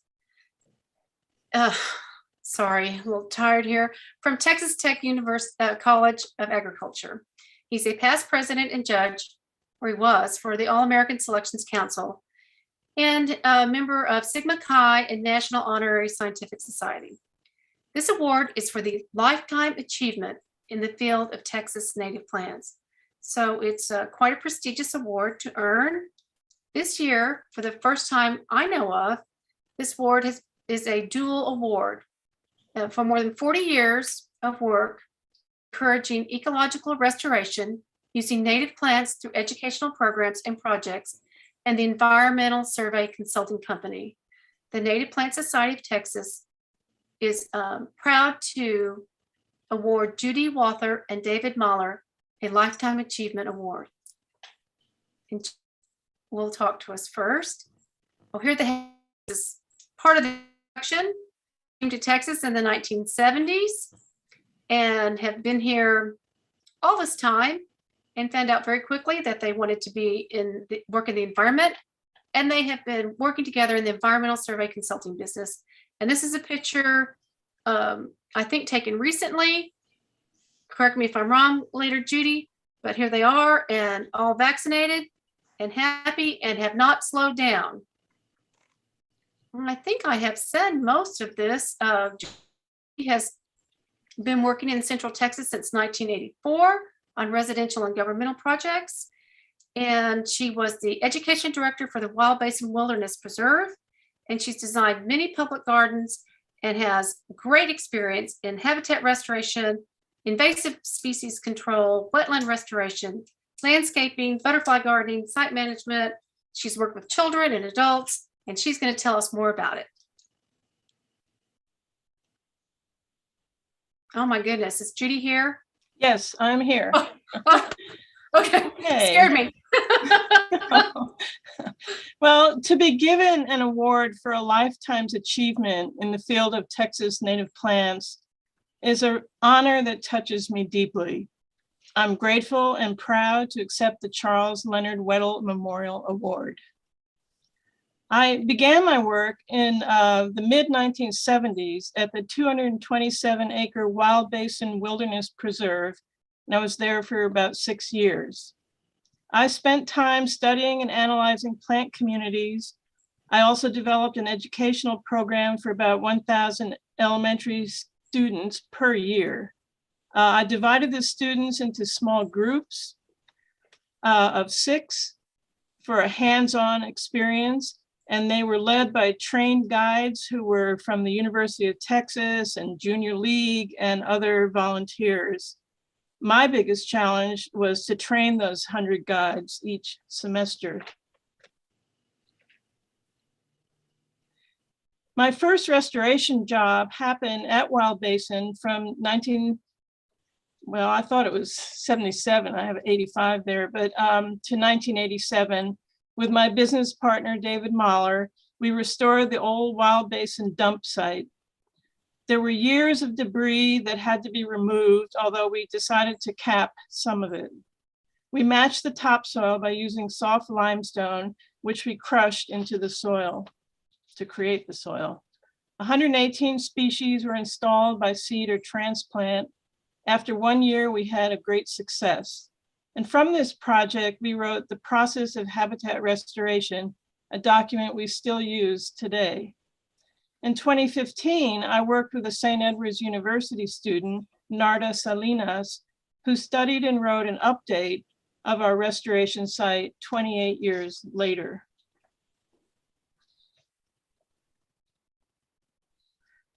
This slide shows examples of a few sites I have designed or analyzed.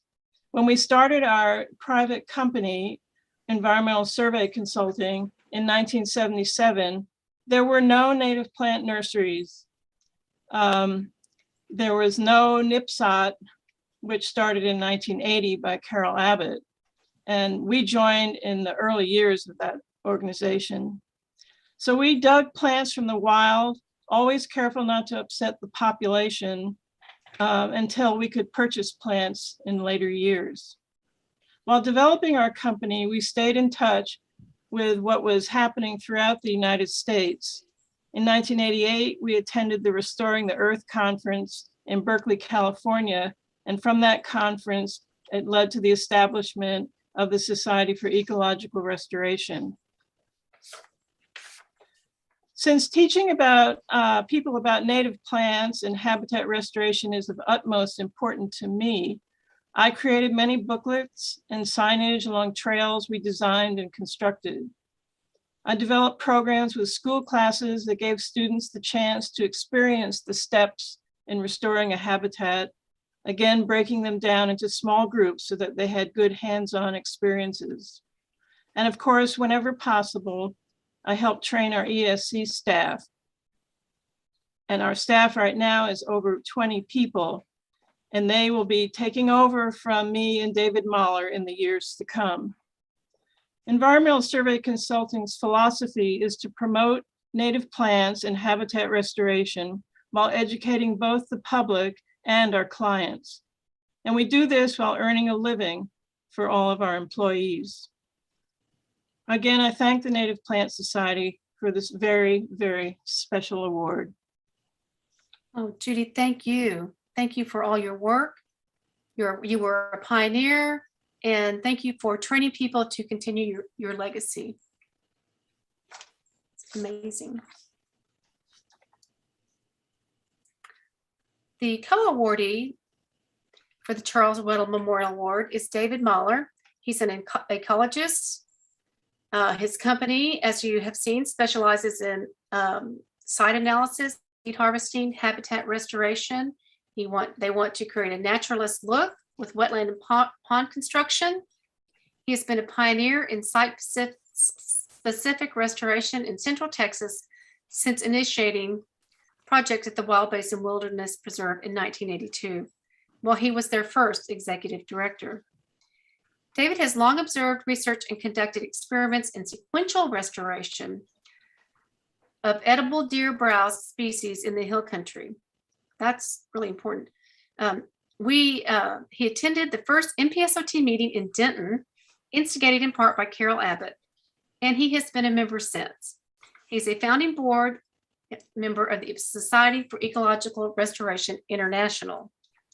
And David has a story to tell us about Carol Abbott. Well, as a kid, I spent most of my time in the woods and down in the creek collecting frogs and turtles. And then when I was in college, I spent 7 summers being nature director. This was a position at summer camps where I was taking kids out and teaching them not to step in the poison ivy and how to collect frogs.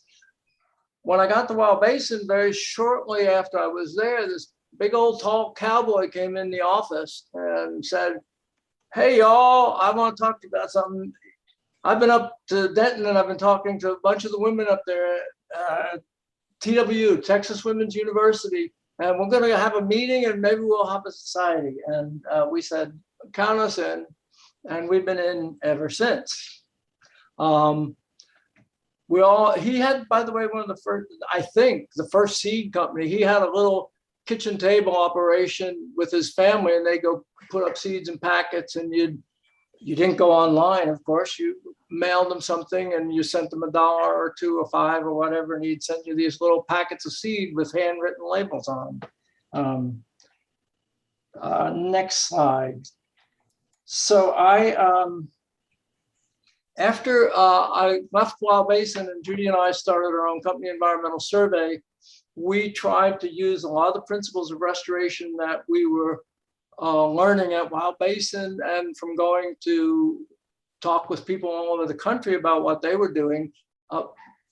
We started doing residences with native plants. The photo in the middle is a residence with over 150 native plants that we did based on a lot of restoration principles, where you put community plants and plants that want to live together that are all native to the region, and using them as landscaping with restoration principles, and then just adding a layer of aesthetics to it.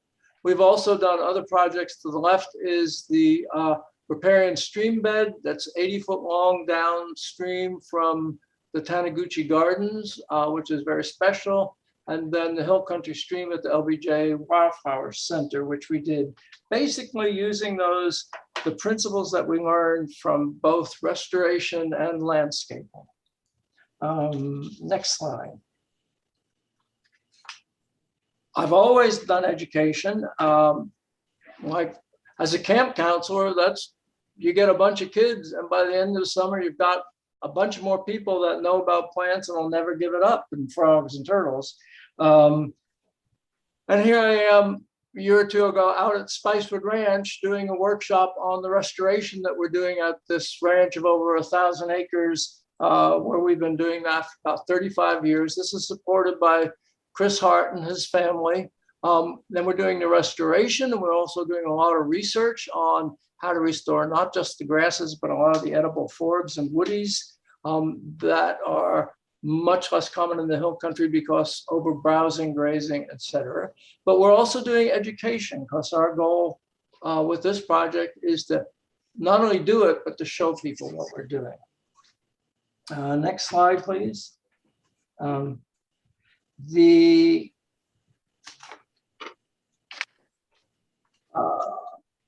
But I really want to thank all the people that have supported our work.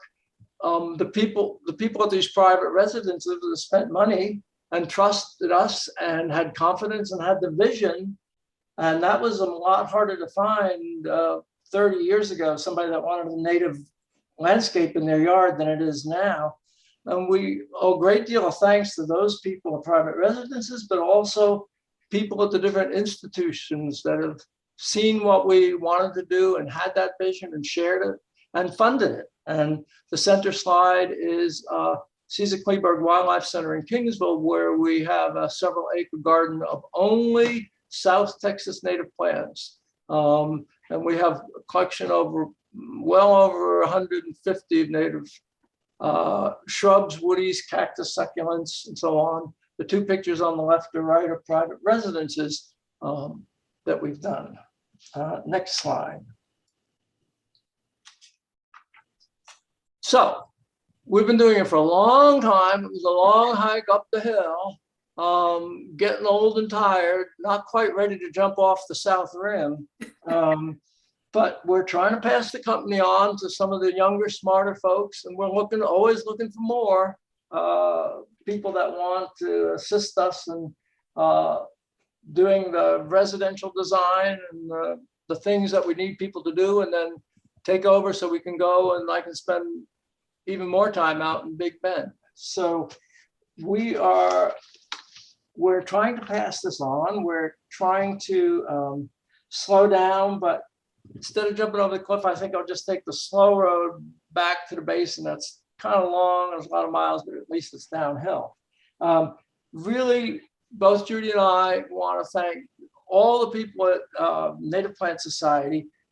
Native Plant Society is extremely dependent on volunteers. Well, I started out as a volunteer at Wild Basin, and look where it got me. Got me to the top of the Chisos. So there's good things that can happen. You're going to get a lot out of it. You might get a career, you might get a salary, you might get a life.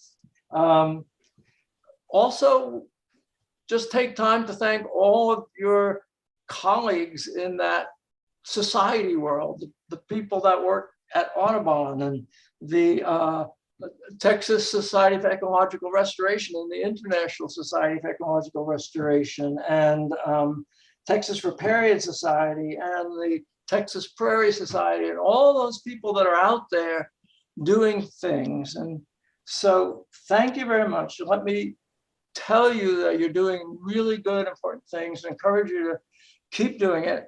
There's enough stupidity out there in the world and damage and ignorance and too many people altogether, but somebody has to take care of the whole place, either by the thousands of acres or by the single plant one at a time. And so thank you for all of you for your role in doing that.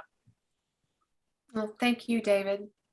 Thank you and Judy for your involvement in conservation throughout the years. This is a well-deserved award. Thank you for being a member of the Native Plant Society for over 40 years. We wouldn't be where we were today without people like you. So thank you. And with that, we have finished our memorial awards and other awards, and now we have the contest winners. So I will turn this over to Bill Hopkins. Okay. I know it's getting late, but I hope you'll stick around just a little while longer and watch and see who our contest winners are. These contests are for our members. We've had a photo contest for many years, and then 4 or 5 years ago, we started having a video contest and a chapter newsletter contest as well. So for people who are interested in entering their creative projects for judging. So all of these contests are judged contests. We have a panel of judges for each one, and they have a score sheet.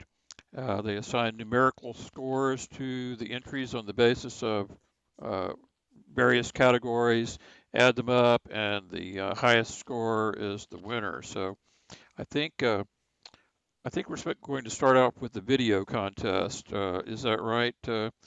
Yes, our video contest winner is Going Wild with Natives in Texas by Pamela Parker Caird. And it's a short video, it's about 6 minutes long, and I'm going to go ahead and share my screen and play that for you.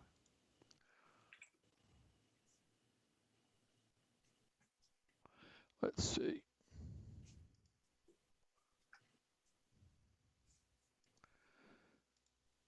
Hopefully that's it. Doesn't look like it's it. Okay, hold on just a sec.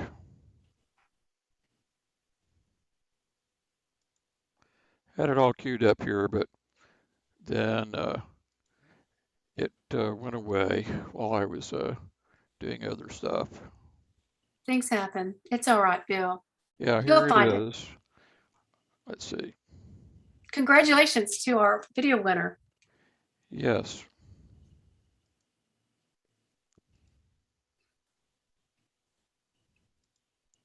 Let's see. In case you haven't Congratulations noticed, to our video Texas winner. is booming. Yes. Even before the COVID pandemic, the Texas population grew more than twice as quickly as the nation's. Within Texas, the Austin Round Rock area outpaced several others, growing nearly 30% in that even before the COVID pandemic. We'll tell this story. The Texas from a formerly small town twice as. We're having problems with it. It looks like so. I always get. Sometimes I have problems showing videos on here, so I'm afraid I'm not going to be able to show it. So it is at on our YouTube channel. You can go there and watch it, as well as the other entries that are there. I don't think Pamela is here today, but I do urge you all to go there. It's a really, really well done video. And I also want to, the judges also wanted to give a special award to another entry also, called What is a Native Plant by Rachel Sawinski, which is, they thought was an extremely creative video done entirely in American Sign Language. So if you want to find out how to say what a native plant is in American Sign Language, then Rachel's video will show you. And she's here today, so congratulations, Rachel, for making that great video. And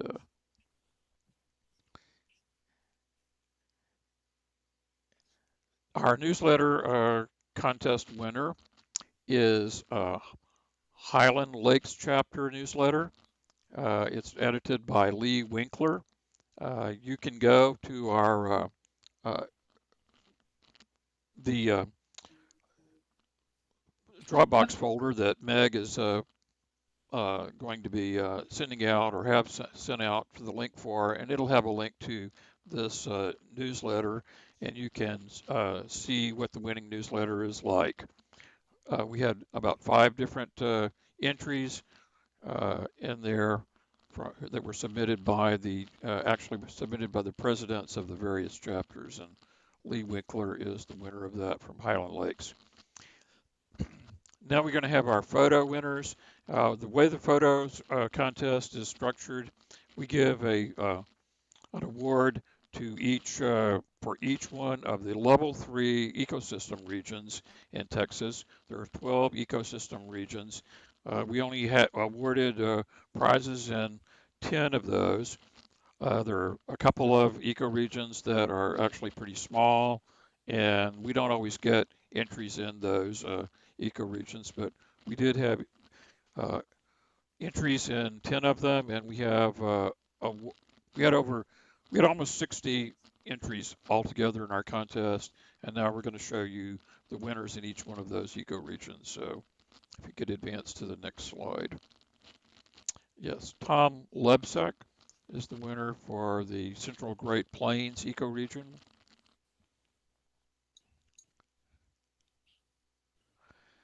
And he is also the winner in the Chihuahuan Desert ecoregion contest.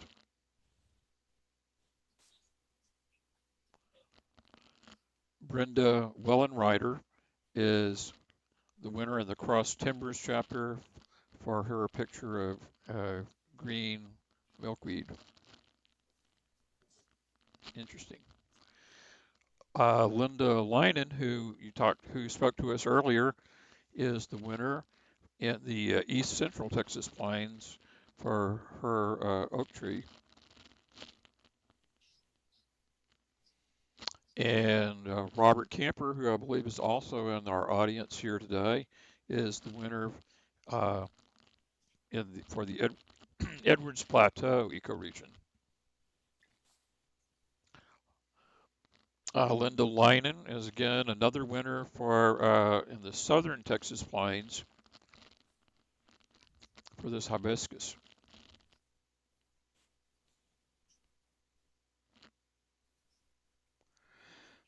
Tom Lebsack again is a winner for this in the southwestern tablelands ecoregion. For this picture has 2 different species in it. And Linda Linen again, another winner in the Texas Blackland Prairies ecoregion.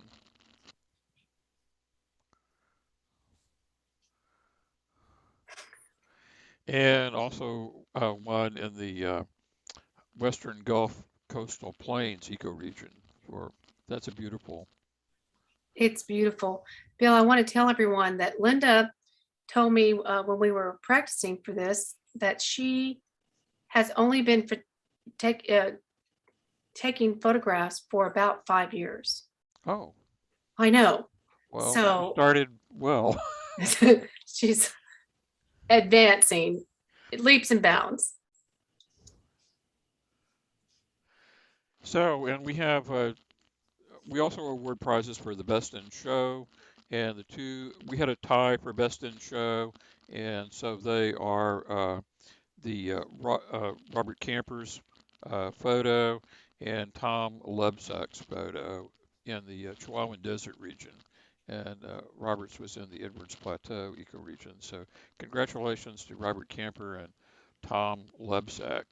So I know a few of these people are in the audience. If they are welcome to say a word or two if they care to.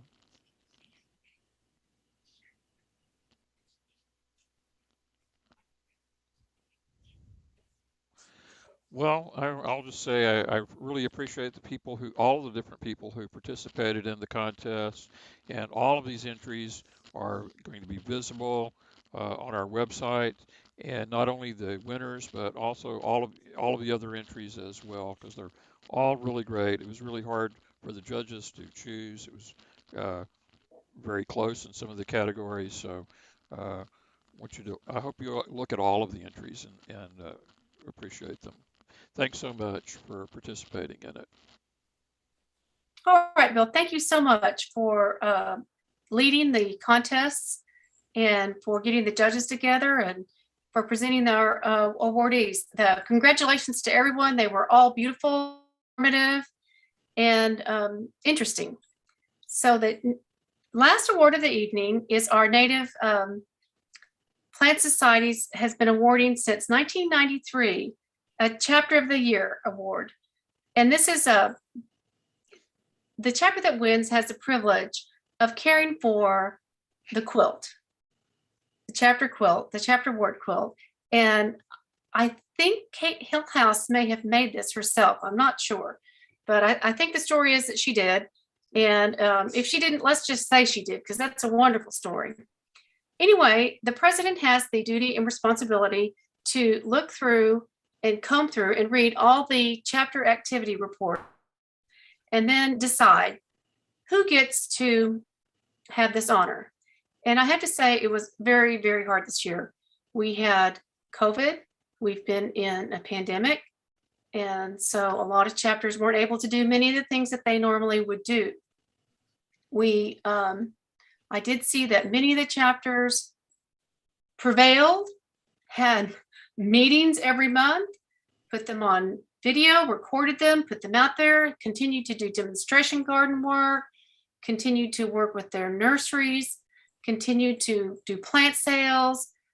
I can't say how proud I am of all of y'all for continuing to do the work of the Native Plant Society, to educate the public, to show by example what we can do.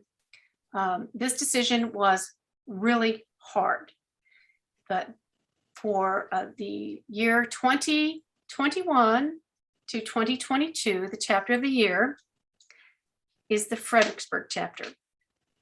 So I don't know if anyone from the chapter is there. Paula, are you here? Or Lonnie, maybe? I don't know who's here. But I am here and I'm really surprised. You shouldn't be. That's wonderful. Thank you. I know that y'all have worked really hard. You've done a newsletter continuously almost. You've done your videos, and you have supported through over $10,000 worth of grants to students, to parks in your area, Enchanted Rock, to other schools in your area. It was a well-deserved award, and congratulations. Well, thank you. Thank you. I would like to challenge some of the other chapters, the bigger chapters, to match our donations. Yeah, you've made a big difference in people's lives, and thank you so much for that. So you'll be getting the quilt from the Bernie chapter. Maybe if y'all can meet both ways, you might save the society the mailing fee. Well, we can talk about that. We can do that. We can talk about it. I'm looking at my little iPhone here with the rest of the slides. There's only 2 more slides in the presentation. So before we go to the last 2 slides, I want to thank everyone for coming this evening. I want to thank all our awardees for all their hard work. They're making things better in this world, and especially in Texas. And I want to thank the society for my award, because the society has graciously given me an award that says Past President's Award, presented to Kim Conrow with deep appreciation for your leadership and guidance as NPSOT President 2020 and 2021, which I guess I'll forever be known as the pandemic president. But that's okay by me. I think we did a good job, and it wasn't just me. Again, it was everyone in the society worked very, very hard. And I have this. I know my husband's going to appreciate me having it around. And thank you. Tomorrow, there'll be chapter events throughout the state. I hope that some of y'all can attend these. There's Green Star Wetland Nursery right there.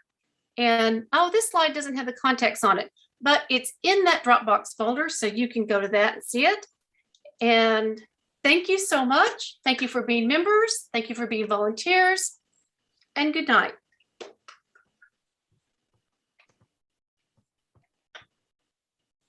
Unless anybody else wants to say anything, I'm good with whatever y'all want to do.